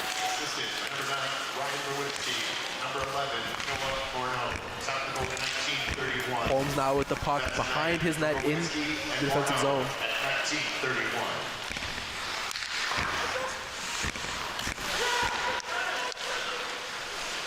Ryan Barwitzki now with the puck behind his net, trying to get it out of the zone, and that is the end of the second period.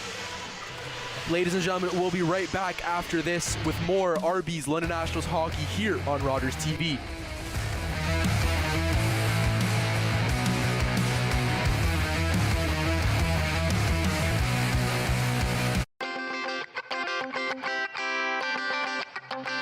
I am Justin Newell. I am an EVS operator, which is something that travels all over. So today I am based in Winnipeg. I used Rogers and my volunteering time there as a means of gaining experience. I found while I was there that I also gained some great friends and also some business connections to be able to further my career. Rogers was fun because I was able to do a variety of different positions technically. I've always tried to be a technician in many different sorts. So from being an audio mixer to a switcher, a replay professional, to a camera person. It gave me a safe place and an encouraging place to be able to try different things, to be able to just, as Miss Bristol says, get messy.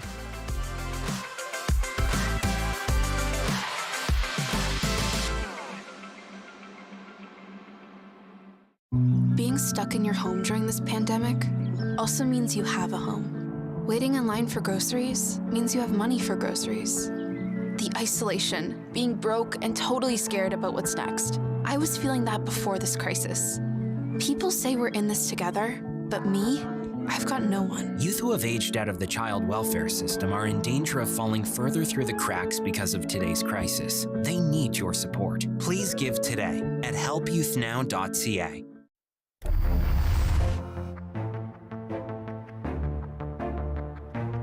Do you enjoy watching RB's National Hockey on Rogers TV? Then join the crew. Volunteers learn the skills needed to put on a show, including camera, audio, graphics, and more. Visit rogerstv.com/volunteer to sign up. This period's intermission's player profile is on Riley Wood. I'm a London kid. I played junior nights growing up, and then I got drafted by Peterborough and played in Strathroy, and then a couple months ago got traded here. I like to think I'm like crafty, and I'm a playmaker and can make things happen on the ice. Wood has found success on a line with Jeff Burridge and Lucas Chard. Chemistry, Wood says, came early in their time as a group. It's definitely been great. Like, really, from the first time playing together, we were, playing well and finding each other. And as we play, more games together, we keep getting better. And so hopefully we just, keep going.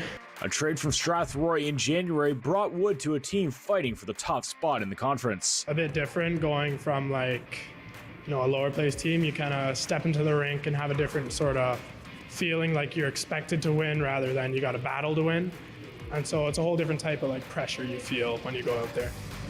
Wood scored 3 goals in 4 games against London as a member of Strathroy, something he's sure to let now teammate Aiden Barry know about. Yeah, I'd always get excited to play London, and especially play in this barn. This is where I played growing up.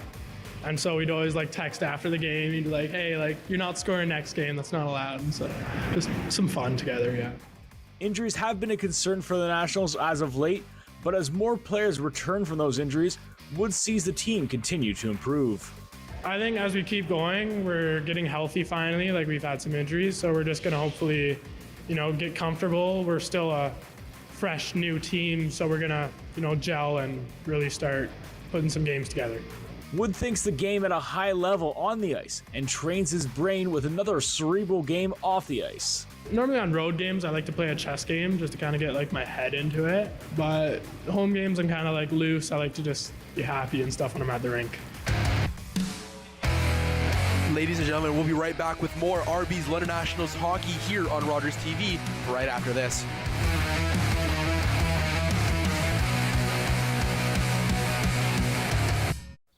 You know the story, when the RCAF said Mach 2 fighter, 2 place 1,000-mile range, the British said it was impossible. The Yanks tried twice and failed. They said, you're dreaming. We said, fine, we'll build it right here in Toronto. And now you guys, my guys, are saying that it can't be done, that they were right?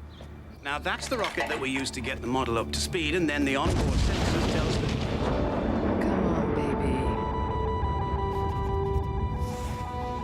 Damn it! But we did it according to your specs. The specs have changed.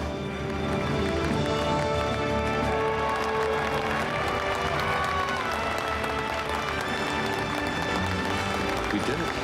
Arrow 201. You're cleared for takeoff.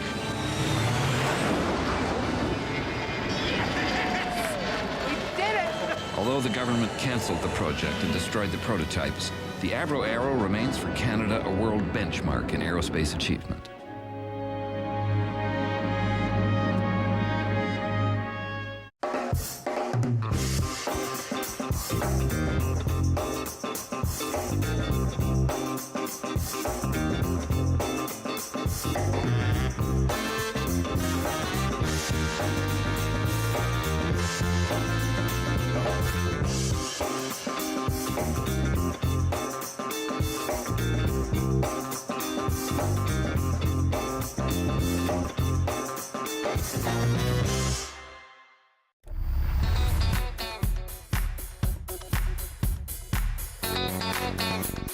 Do you enjoy watching RB's National Hockey TV on Rogers TV? Oh. Watch, play, and win on a special night this week. Tuesday night at 8 p.m., play Optimus TV Bingo on Rogers TV. Cards are available at multiple London locations and good for all 3 games. The weekly jackpot totals $3,000.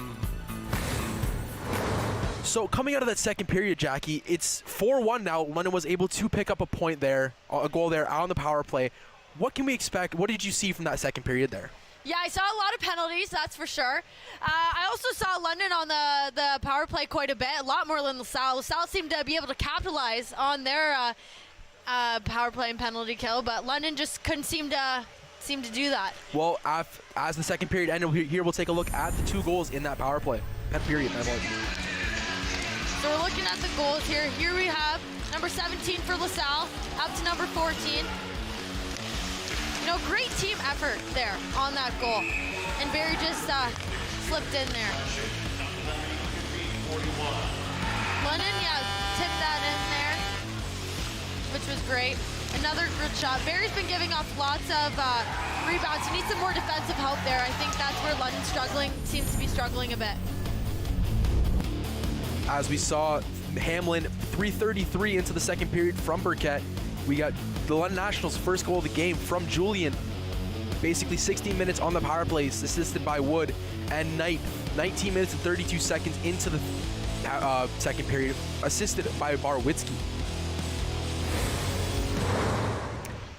Zaproka that period was really great, and he's been consistent all night so far. So we'll take a look at a couple of his saves in the second period there. Yeah, Sabroka's been really standing on his head here for Lasalle. You know, he's only let up 1 out of 36 shots, which is an awesome save percentage that he has going for him here. His teammates is behind him for sure. He hasn't been giving almost any rebounds out directly in front of the net. It's always been to the side or just behind there. His positioning's been great, and I'm excited to see what he's got for the third period. Yeah, no, definitely me too. Here, as you can see, the positioning on the Beaupre breakaway was some of the greatest we've seen so far in the games right now. Yeah, no, for sure. But on the other side of the net, we have Aiden Barry, who's had a bit of a struggle in the net tonight.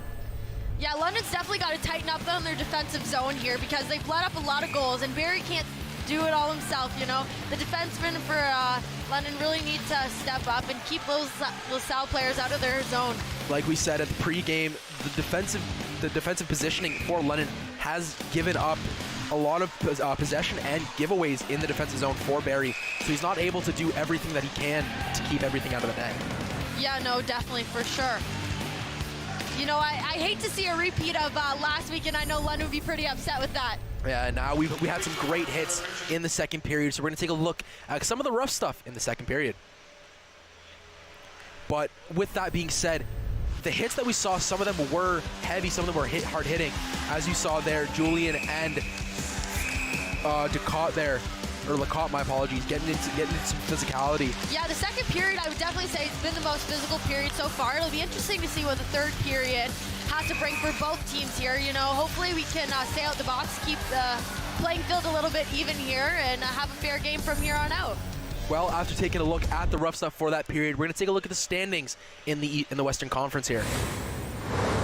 As you saw before, London is sitting atop the Western Conference in first place with 57 points of 38 games, with LaSalle sitting in fifth of 45 points out of 38 games. And it's looking like a St. Thomas or Strathroy matchup in the playoffs for London. Yeah, LaSalle has been on a winning streak these past few. They have 4 games of a winning streak, and London's been on a losing streak, so they're kind of opposite. So London's definitely hoping to break their losing streak here, and LaSalle is wanting to keep on their winning streak. So it's kind of the battle there between those two. As you see, Leamington has a better win record than London, but those 3 overtime losses, gaining those 3 points for London, is the real reason that they're sitting atop the Leamington in the Western Conference standings. Yeah, it's almost been a lot of home ice for LaSalle that they've been dominating here. And it'll be interesting to see, you know, where the playoff standings end up for everyone. You know, with these last few games, both teams have 10 games left in their regular season, so there's quite a bit of room to maybe bounce around a bit, and I guess we'll see where every team ends up in the playoffs. As we speak about playoffs, the GOJHL unveiled the format this year for the Sunderland Cup this year. The top 8 teams from each conference will qualify for the GOJHL preseason and will battle through 3 rounds of the best-of-7 series to determine the conference winner. Returning for the first time since the 2012-2013 season, the champions of the Western, Midwest, Golden Horseshoe conferences will then face off in a home-and-home round robin. The top 2 teams from the round robin will advance to a best-of-3 series to decide the Sunderland Cup champion. In the event of a 3-way tie during the round robin, a team can't be eliminated by a tie, and a tiebreaker game would be scheduled for May 26th between the 2nd and 3rd teams' place. Yeah, in 2013 here, London did win the Sutherland Cup, which was really awesome. And the last time London was on their losing streak, they actually ended up in 2018 in the Sutherland Cup semi-final. So, you know, maybe they're looking to repeat a little history here from 2018, and now they're just playing with the fans' emotions a little bit. As you say, they made the Sunderland Cup after losing streak, so fans shouldn't be worried if the team does drop another game or 2, but everything will be fine.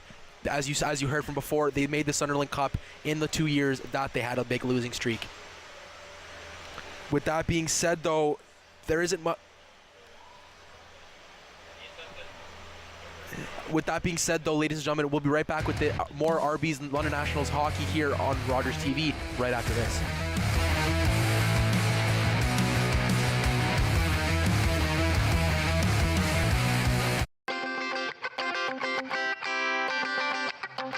I'm Matt Chalmers. I'm a VTR Op and Master Control Technical Director at TSM.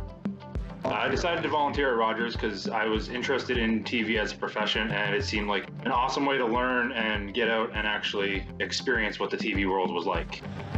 So I got to did the hockey, baseball, football, and it helped me build relationships and understanding people better and being able to work with different personalities a lot easier. If you want to volunteer and you think it looks like a fun thing, do it. Just know that you're going to have to put in a lot of work, and but that work is very worth it, and it's a very fun time.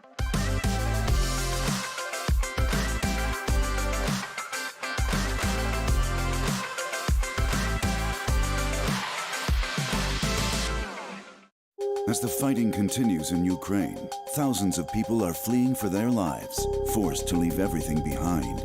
You can help them.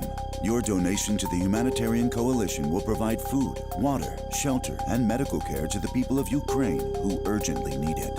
Call 1-855-461-2154 or donate online today at together.ca. That's together.ca. The Humanitarian Coalition. Together, saving more lives.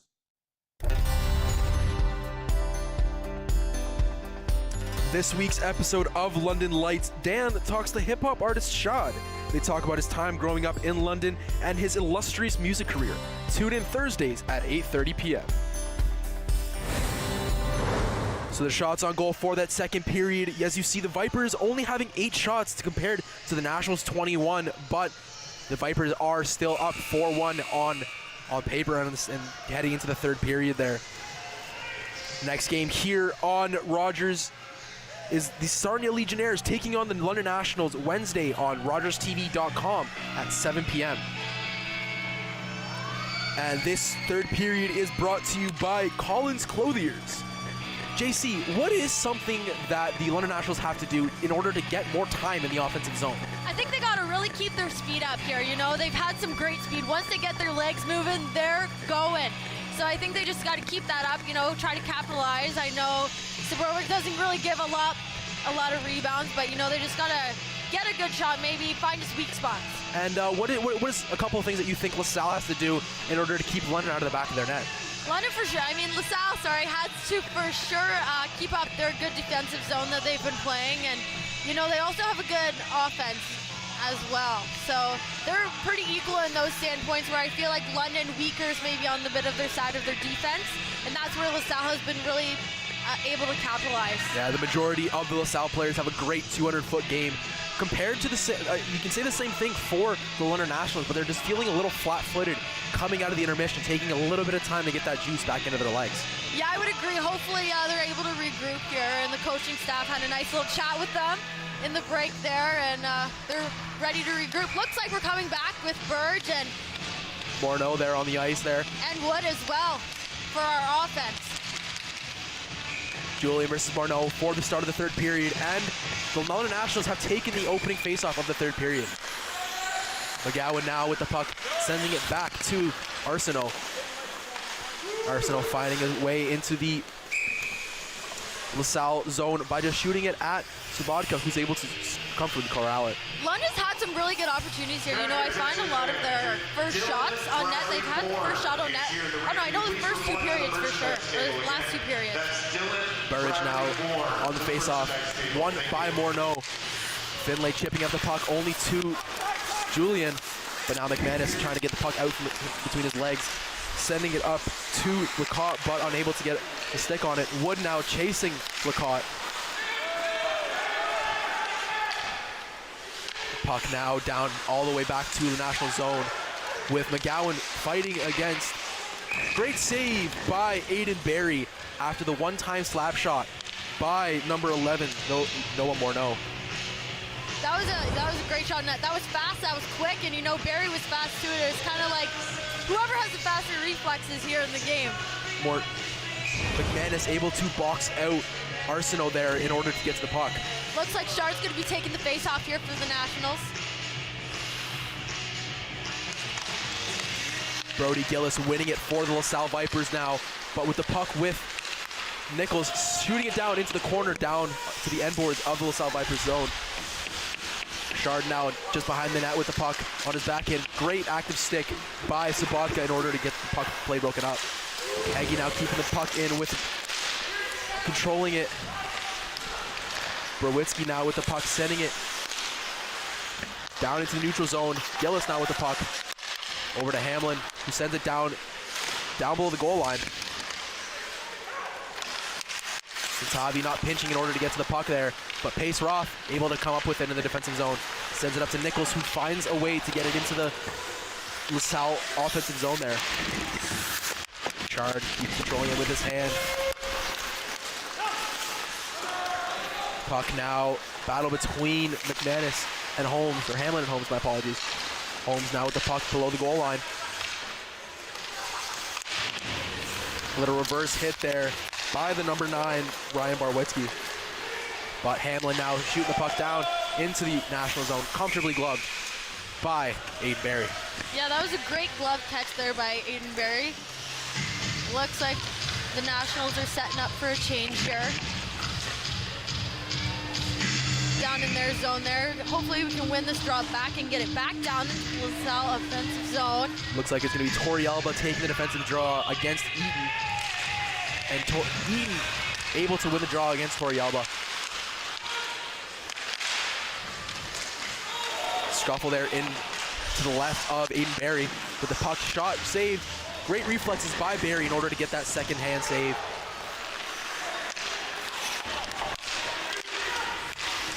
Puck now with Horn in his defensive zone.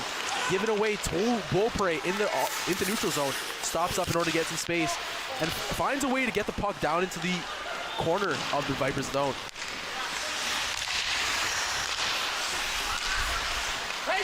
Barrett having the puck bobble on him, gets the puck down deep into the Nationals defensive area.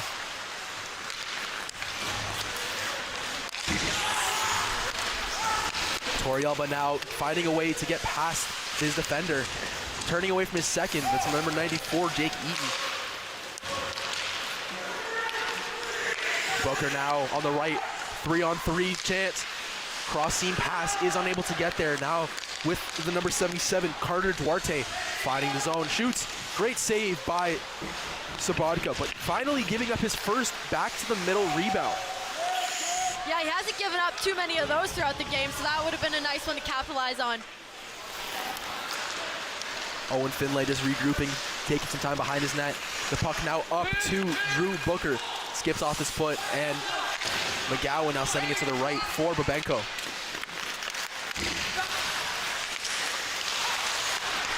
Babenko battling with Knight, unable to get the puck there. The late offside called by the referee. Puck now back with Carter Duarte. Stick handling pass 2, pass 3. Babenko now battling with Weingart.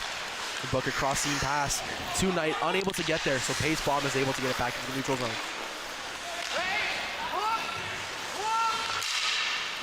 Weingard's chip off of Babenko's stick onto the net of Aiden Barry. Nick Pavia now has the net at the half boards. And a comfortable glove save by Aiden Barry. He's liking the glove this period. He's saved 2 so far with that glove, so we're off to a good start here. A little bit of chirping between the number 7, Owen Finlay, and the number 14, Babenko here for London and Sal. Yeah, tensions are starting to run high. You know, London, you can tell they're getting a little bit frustrated and upset here. Morneau versus Burridge on Burridge's defensive zone face-off.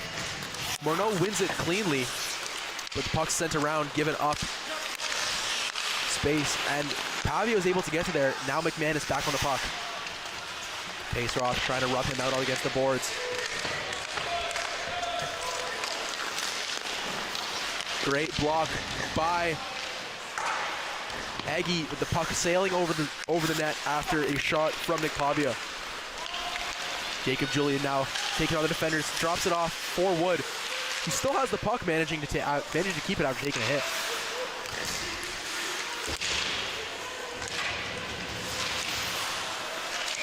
The puck sliding in between the legs of Matthew Sabatka, and Burridge just dumping number 90 number 9 Ryan Barwitzki after some chirping going on. Yeah, that puck looked like it almost slipped through Sabatka there, but he got a nice handle on it, and then there was a bit of a tussle between Burge and one of the Lasalle players there. You know, Sabatka, he might be off of his game a bit in the third period here, but I guess we'll have to kind of wait and see. That couple-minute break looks like it took the juice out of his legs. He's not as sturdy as he once looked in the second and first period. Here we have a power line here, Julian Wood and Bridge facing off here. Gillis winning the face-off after a little battle, and the puck directly into the net by Tanner Weingart. Here we're going to have another face-off. Give the London Nationals here another opportunity to get the puck to the net. Another face-off battle between Julian and Gillis. Gillis again winning it cleanly though. And Wood battling against Weingart, bodying him off the puck there. But Hamlin now picking up the puck, sending it up to Wiley Burkett. Thomas Monroe, great positioning there to shadow him off the puck there. Burkett now with the puck.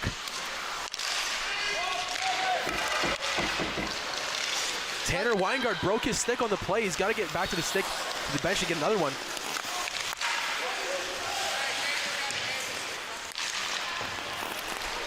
Julian versus Hamlin. Hamlin giving up possession of the puck in order not to get hit. Burridge now with the puck in the slot. Pass it off to Julian. Julian versus Gillis, bumps him off the puck, shoots. Great save by Sabratka, but giving up a rebound. That was another great opportunity for London here. You know, their shots, they're just piling up. They're bound to get one in soon. Tensions sure are high in this third period. Lots of chirping and lots of stick taps on the shins of players. So as you look at that replay there, you can tell London's really trying here. Looks like we got a Shard and Shard and Eden face-off drop. Shard winning it, but number 16, Kavetsky, is able to get the puck after the win by Shard. Horn now in space on the right, shoots. Great save by Aiden Barry, giving up a rebound on the right side.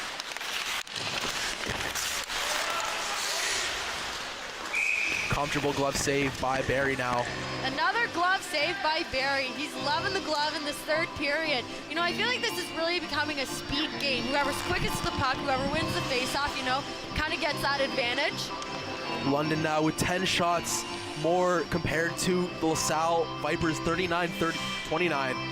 But LaSalle Vipers still up 4-1 in this third period.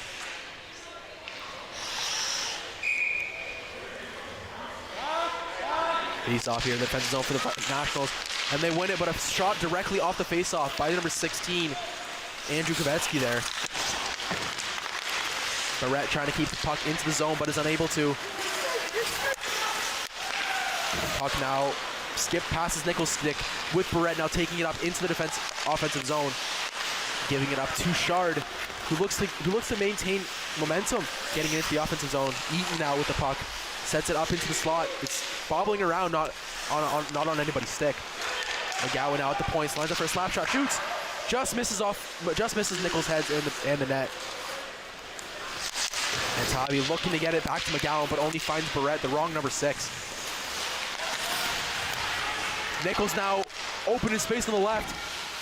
Looks to move around his net, shoots, and glove save by Sabratka, but give it up another rebound. He's not as comfortable as he was in the second and first period, it looks like.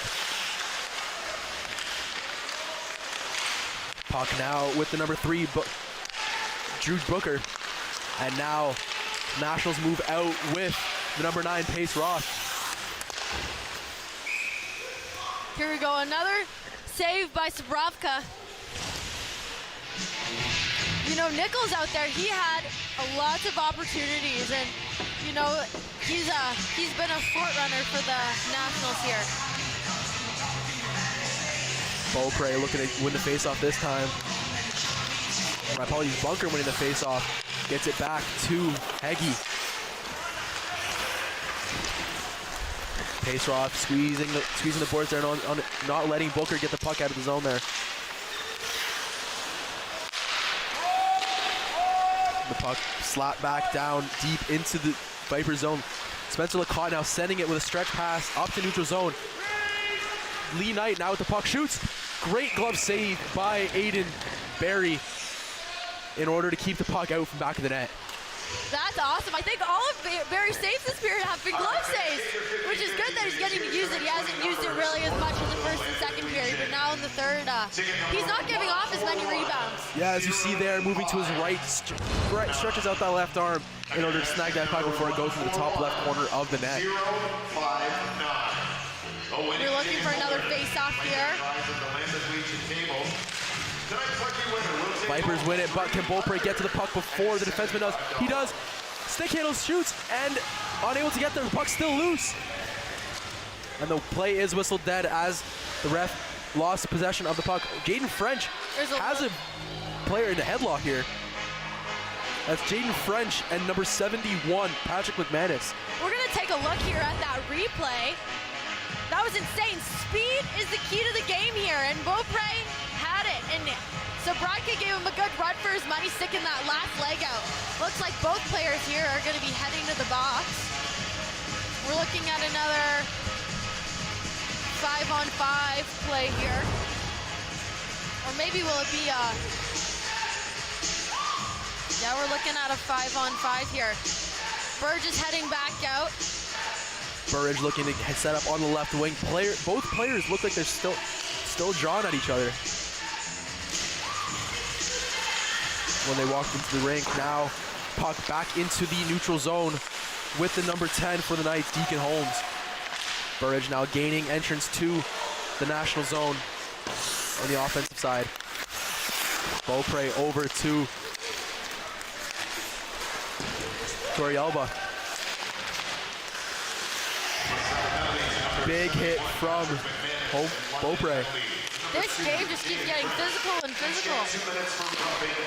Nice block. Blocked there by Nick Pavia, captain of the Vipers, and he collects the puck, shoots just over top of the net there, just over the head of Aiden Berry in the crossbar.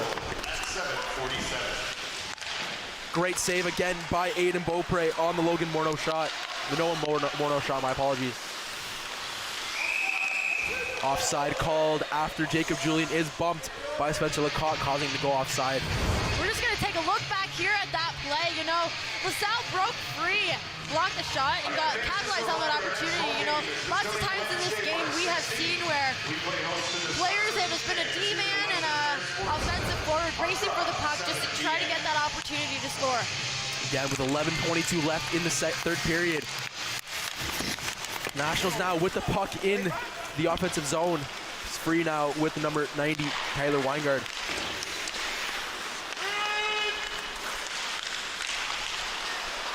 Wiley Burkett making a move around his man to get around the net. Sets it back to the point to the number 9, Ryan Barwitzki.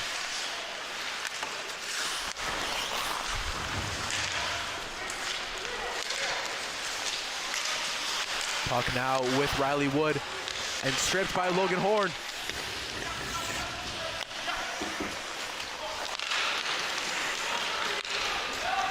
Puck now back into the defensive zone of the Vipers with Tyler Weingard, who finds the number 9, Ryan Barwitzki, who sends it into the dump, just dumps and changes for the Lasalle Vipers. Riley Wood now in the offensive zone, just getting the blue line. Backhand down deep, just like the Vipers did. They're gonna get a change there. A little bit of a bump there from Nichols onto Kovetsky with an icing call there, sending the play back to the Lasalle zone. You know, London's really, they tend to set a player at the blue line on that power play when they have the opportunity, and the D-man behind the net will just fire the puck up to the blue line to try to get ahead for sure. And you know, that tactic, it's almost worked for them quite a few times. They just need some more support. Here we go, Shard and Nichols, Santa Davey, taking the face-off. The Lasalle Vipers win the face-off via a Jake Eaton win, but the puck does go out of zone. We're gonna retake the face-off down here. Face-off stays in the LaSalle zone as it just went out before the blue line.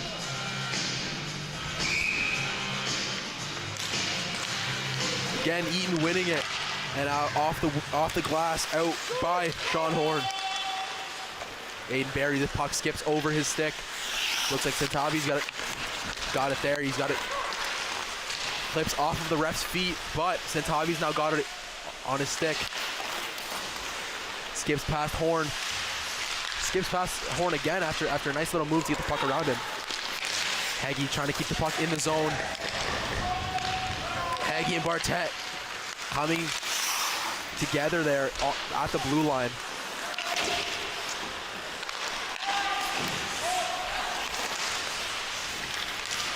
Puck now with Shard, hopping into the offensive zone, shoots, blocked by the number 42, Lucas Samolia. Puck there, tipped in the air. Shard now picking it up, settling it down. There in the corner at the end. Great save by Matthew Sobrodka. A little bit of a tussle at the net there. I find as this game goes on, it gets more and more physical. You know, players are out for each other even more. You still have the number 24, Nicholas Beaupre, chatting to Matthew Sobrodka, trying to get into his head within the last 9 minutes and 6 seconds, see if they can't pull it back. Yeah, the chirps are getting to each other, so I wonder what they're saying out there.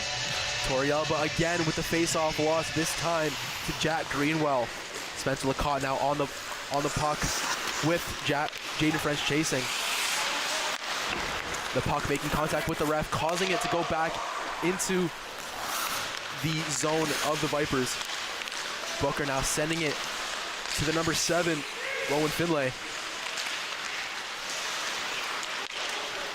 Booker shoots and off the head of Brary and over the net. Torrealba now looking to get it out of the zone, and he does manage to get it to center ice. Deacon Holmes now with the puck. Trailed by Lee Knight, gets it out to Jaden French. And Aiden Barry covers up 4.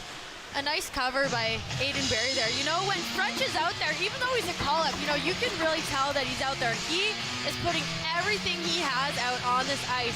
He's fast, he has the hands, you know, he's definitely going to be looking to play for the Nationals next year, hopefully. Alrighty, we're looking here, another face-off.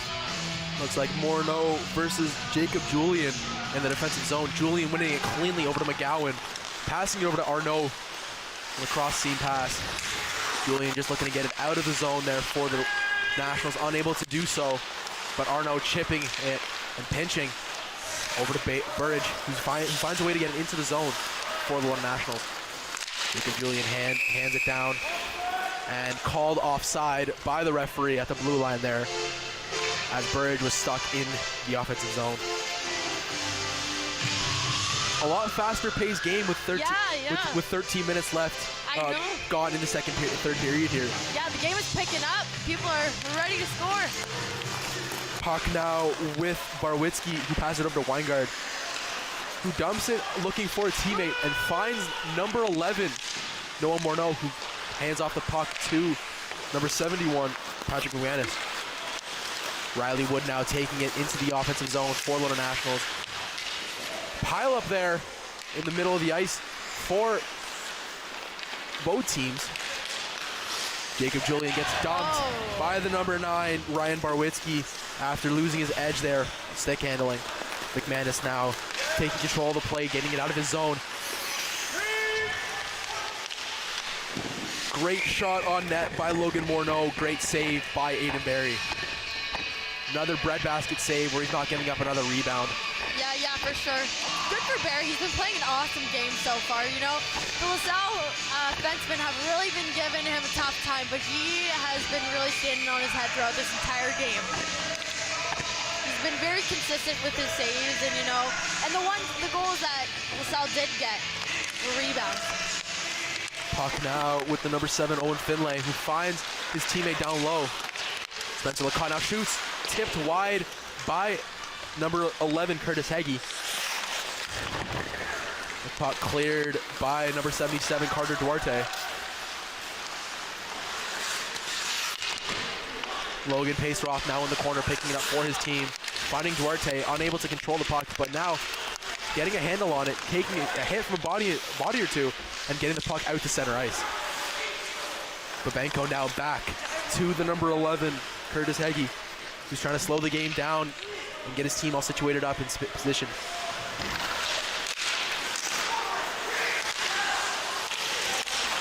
Puck now bounced off of Jack Greenwell's stick into his body, and he kept going. Unintentional touch there. Bunker now with the puck, setting it down to Duarte, who's going up against Burkett. Finds a way to get around his man, but unable to get to the puck as number 42, Lucas Samolia, was able to get there before him. Horn now over to Samolia, who finds Greenwell on the far side, but unable to get there is Greenwell. Card now with the puck after touching it just before the player. And a cross-seam pass is missed by Santavi. It could have been 4-2 just like that right there. But now it's Kravetsky getting hit twice as he bounces off number 11, Curtis Heggie there. Heggie and Holmes, great defensive pairing here for the Knights, or for the Nationals, my apologies.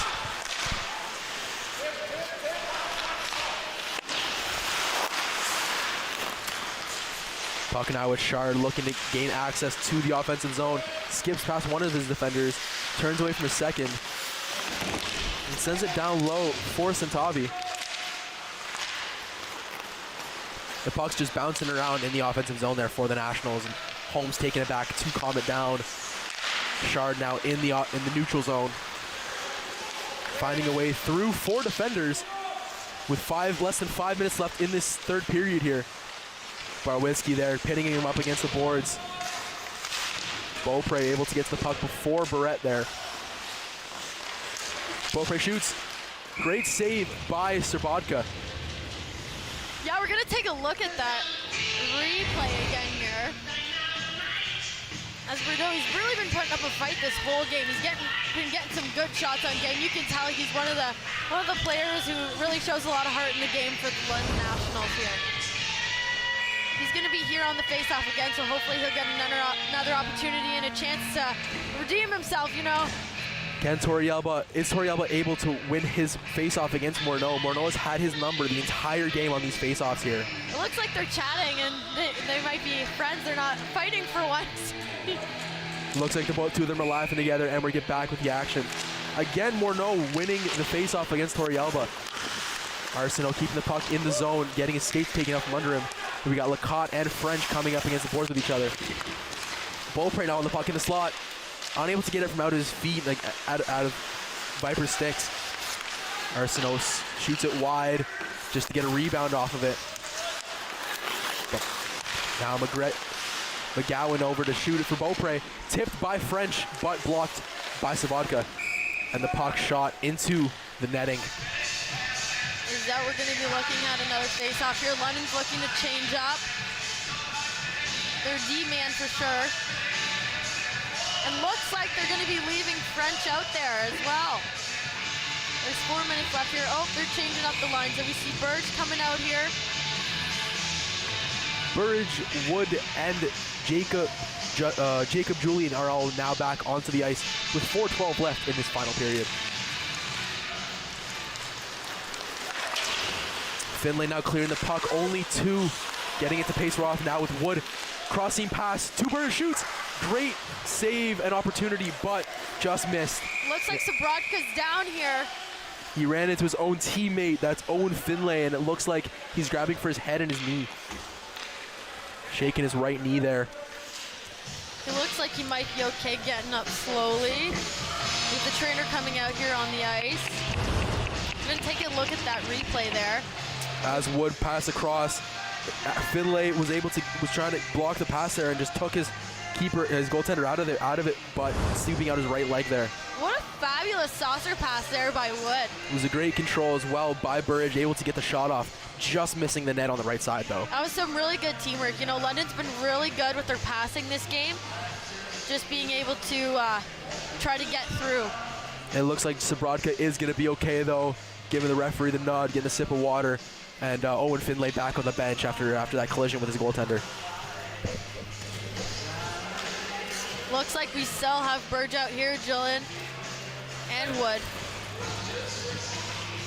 Face-off to come just outside of the Vipers' offensive zone here.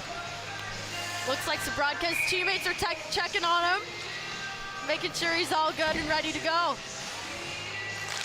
Julian beats Eden on the face-off dot, back to pace Roth.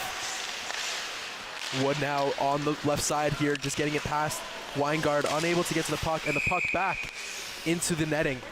We'll see where the face-off is located. Face-off yet again will be found by the outside of the Vipers' offensive zone.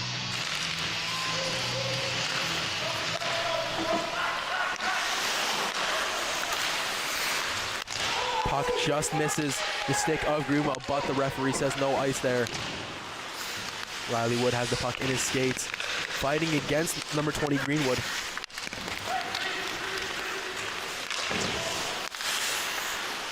Eden trying to get it out of the zone, but only as far as Julian, who skips past 3 defenders and unable to get the shot off as the stick was tied up. Greenwell now against Burridge. Who gets it to Pace Roth here back on the point. Pace Roth finding Burridge, who finds a shot, and great save by Sobotka. I don't even think he noticed it hit him, but he hit him in the arm and it dropped right down to his feet. Burridge now on the slot, looking to shot. Wood, and he skies it, unfortunately. That was a great opportunity. I know Wood's probably shaking his head a bit. He's not too happy with the outcome on that one there. We're gonna take a look at that replay. Berger passes it out right in front of the net. What a great opportunity here up against Zabrodka, and just tips it a little too high that it just goes over the glass. Alrighty, here we're lining up again. Char taking the face off with Nichols on the wing as well. Less than 3 minutes left in this third period here. The puck still on that center dot where it was found in the skates of all the players. Chard now almost slashing the player there to get to the puck, with Santavi picking it up on the end boards there. Puck was found in Santavi's feet, but now it's McGowan versus Barrett, who got to the puck first. McGowan able to get it out to center ice. Holmes now losing the puck to the number 11, Nolan Morneau.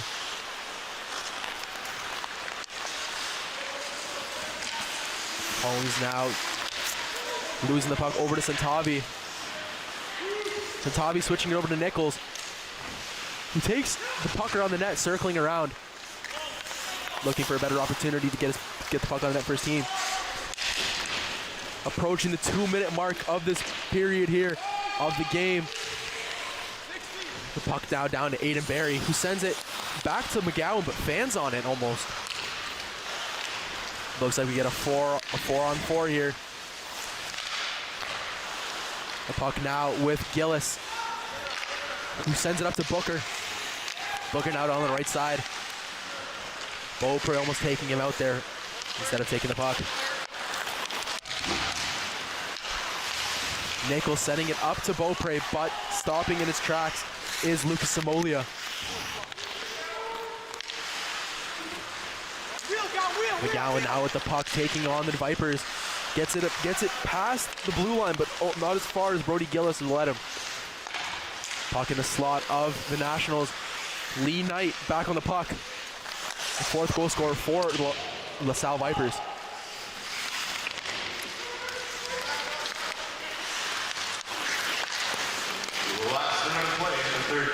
This is the last minute of play in the third period, with Barwitzki now back in his zone on the puck. Lee Knight taking it up on the blue line.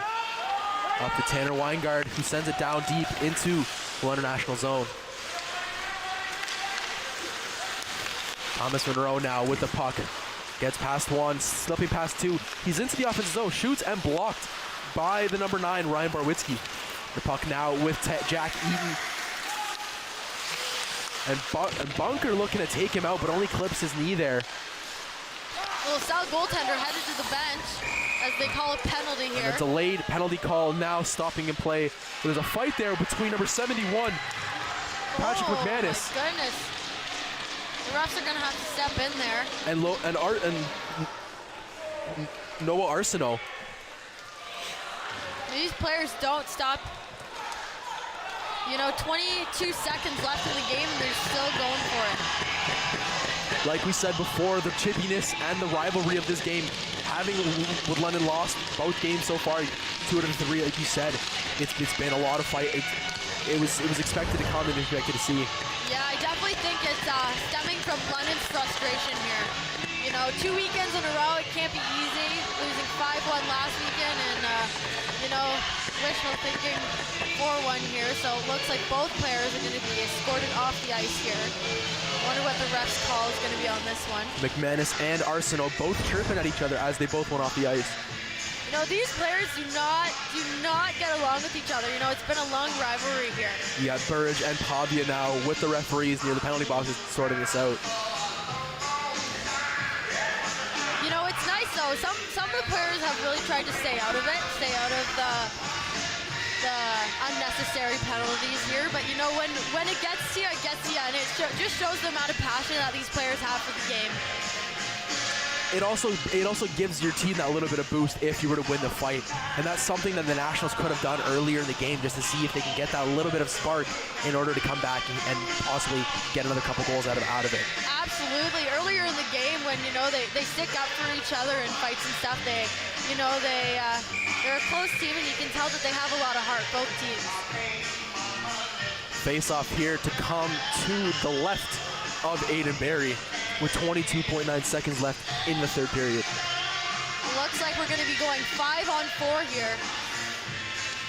for LaSalle. You know, their power play, they are very strong on. Morneau taking a face-off against Nichols, winning it.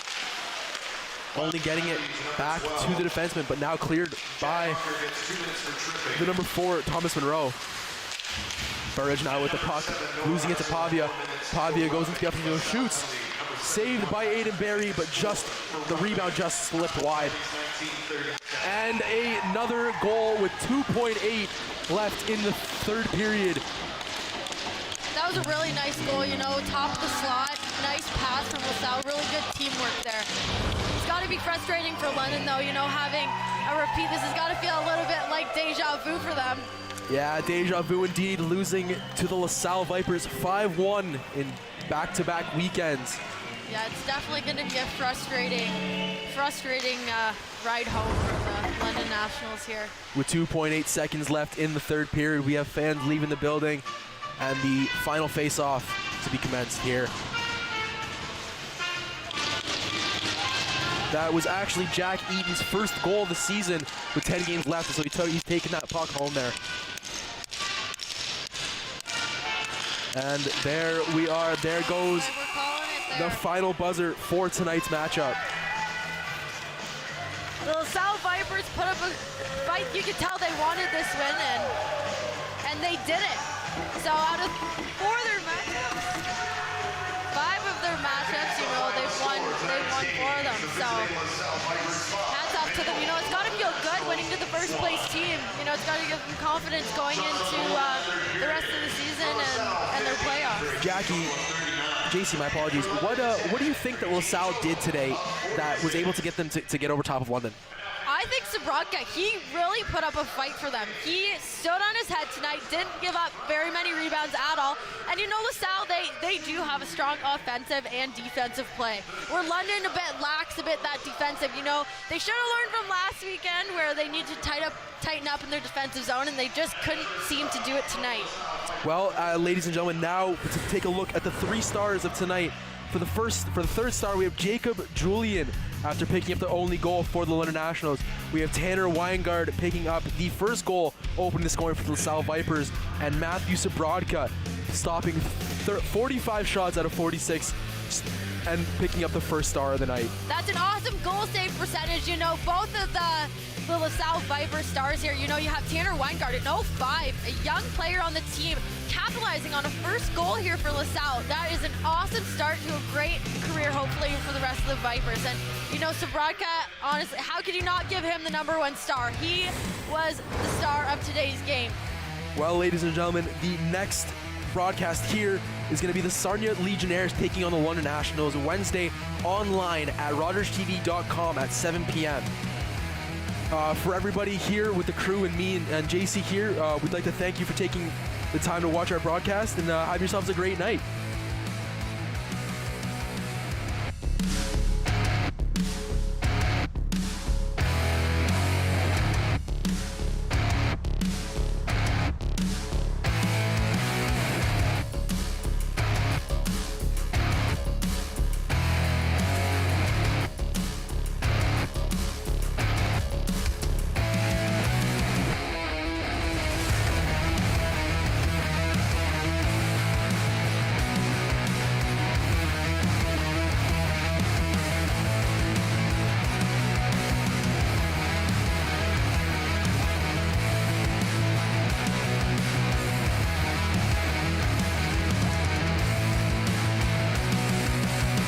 I'll go up to my room, check in, and then I'll watch overtime. I sit on the bed, and then I all of a sudden wake up to Chris Cuthbert yelling, "Sidney Crosby with the golden goal," whatever it is. Never saw it. So yeah, that's my gold medal memory from the Olympics. Yeah. So people are like, "Man, did you see that game?" I'm like, "Yeah, no, didn't see it." I didn't see that game. Oh No. man, that's awesome. wild. Wow, that's incredible. I want to, you know what? I wanted to quickly touch on trust in the media, and I was really hoping that you could answer this as best and as honestly as possible.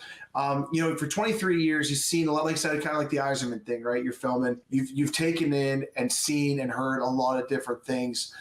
At what point do you have to put the lock on and say, I can't report this? Like, when do you feel like I'm at the edge, I'm not going over this, and I'm not even going to tell anybody about it, because the minute I tell somebody, I get in trouble for not reporting it? Where's that line for you? So, great question. That's a lot to unpack. I know. Sorry. So, no. So, like, I could right now bury people. No question. I could, if I wanted to tear people apart, I could easily do that.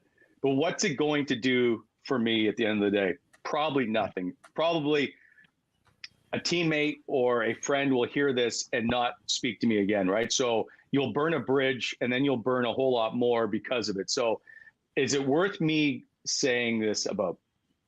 So that was always a big thing of when or what to say. Does it really matter? Like, at the end of the day, if I tell you something, is it really going to make a difference in the world? Probably not. So unless you need to, there's just lots of things. There's lots of things I'm sitting on, and you sometimes have to wait for stuff to happen, almost like a police investigation, if you will, because you can't tip it off that you know about this just yet. That stuff happens all the time. And there's lots of small stuff too. Like, we'll know players are hurt. But if I come and say Mark Mathot has blown out his knee and is going to miss the next 4 weeks before the team does that, I'm not going to get any sympathy from the team. So the next time I want an interview, I'm not going to get it. If a player is playing hurt in the game and is struggling, Meth has a separated shoulder, but he's still playing and no one knows. Playoffs are a big one for that. There's no point in me reporting that, because he's just going to lose his mind. So the one thing I do have to do is couch how I ask questions about his play. So if he's -4, I'm like they know I need to ask these questions, or they know the media that's around the team that knows he's injured need to kind of ask these questions so that people don't really know that he's playing with a separated shoulder, basically. But there's lots of times that we hold off on stuff. It doesn't do us any good. And could I say stuff that could probably bury Eugene Melnyk? Yeah, probably. But one, he's going to try and sue me. That's going to be the first thing. And secondly, does it do me any good at the moment? No. So you just wait. That's good. Usually stuff always comes out at some point, but like trying to ruin a guy's reputation over trying to tell some tale out of school doesn't do you any good. So I wouldn't have lasted as long as I did. And I wouldn't have been able to get all these people on my show if I was that type of person. So as you guys know, we don't pay anybody to come on our show. So they all have to give up their time to come on and do our stuff. And so if you're going to try and torch people, you better make sure you don't need any guests on your show, is my point. Yeah, you're going to say you're not going to be on very long. No, you won't last. And there's lots of guys in our industry that have had that happen, right? Where they've lost access because of it. And like, I'm not saying bury everything. There's times when you just need to not say stuff. And like we watch, so I'll explain to you this way. Darren Dreger or Elliot Friedman, Bob McKenzie, all have different roles than I did as a reporter. So I need to go in the room the next day and talk to players. So if I'm going to try and break some kind of information and it's not going to sit well in the room, I need to be prepared for that. So I told Bob McKenzie and Darren Dreger stuff all the time. It's just easier because they don't have to be the ones in the room. So you just go, listen, Dregs, I've got this. You can do what you want with it, and they'll decide. But that happens a lot too. So Matheson called Draisaitl pissy.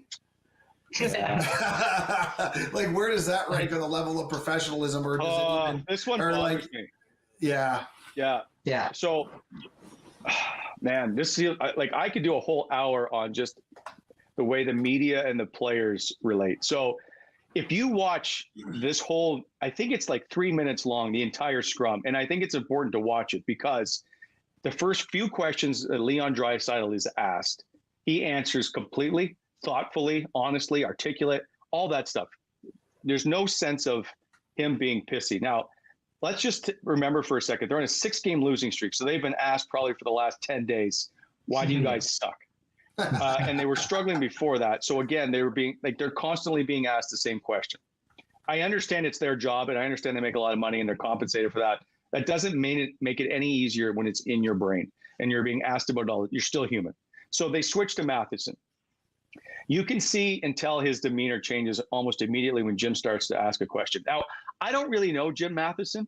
I know that he's in the broadcast writers side of the Hockey Hall of Fame, and I know he's very well respected. I know he's been doing it for a really long time. And I don't know Leon Draisaitl very well, but I do know he's really respected. He's a Hart Trophy winner, and he's very good. And I know his agent, and I know that Leon Draisaitl signed a jersey for my golf tournament this year, and he's never met me. Awesome. So I think Leon Draisaitl, and I've never heard a bad word about him, is a really good guy. But I also think he has his moments. I think like anybody who's in front of a microphone, constantly being peppered with questions, you have your days. So let's just think for a second. They've just come out of a meeting or they've just had a practice. They may have gotten yelled at by the coach. They may have had a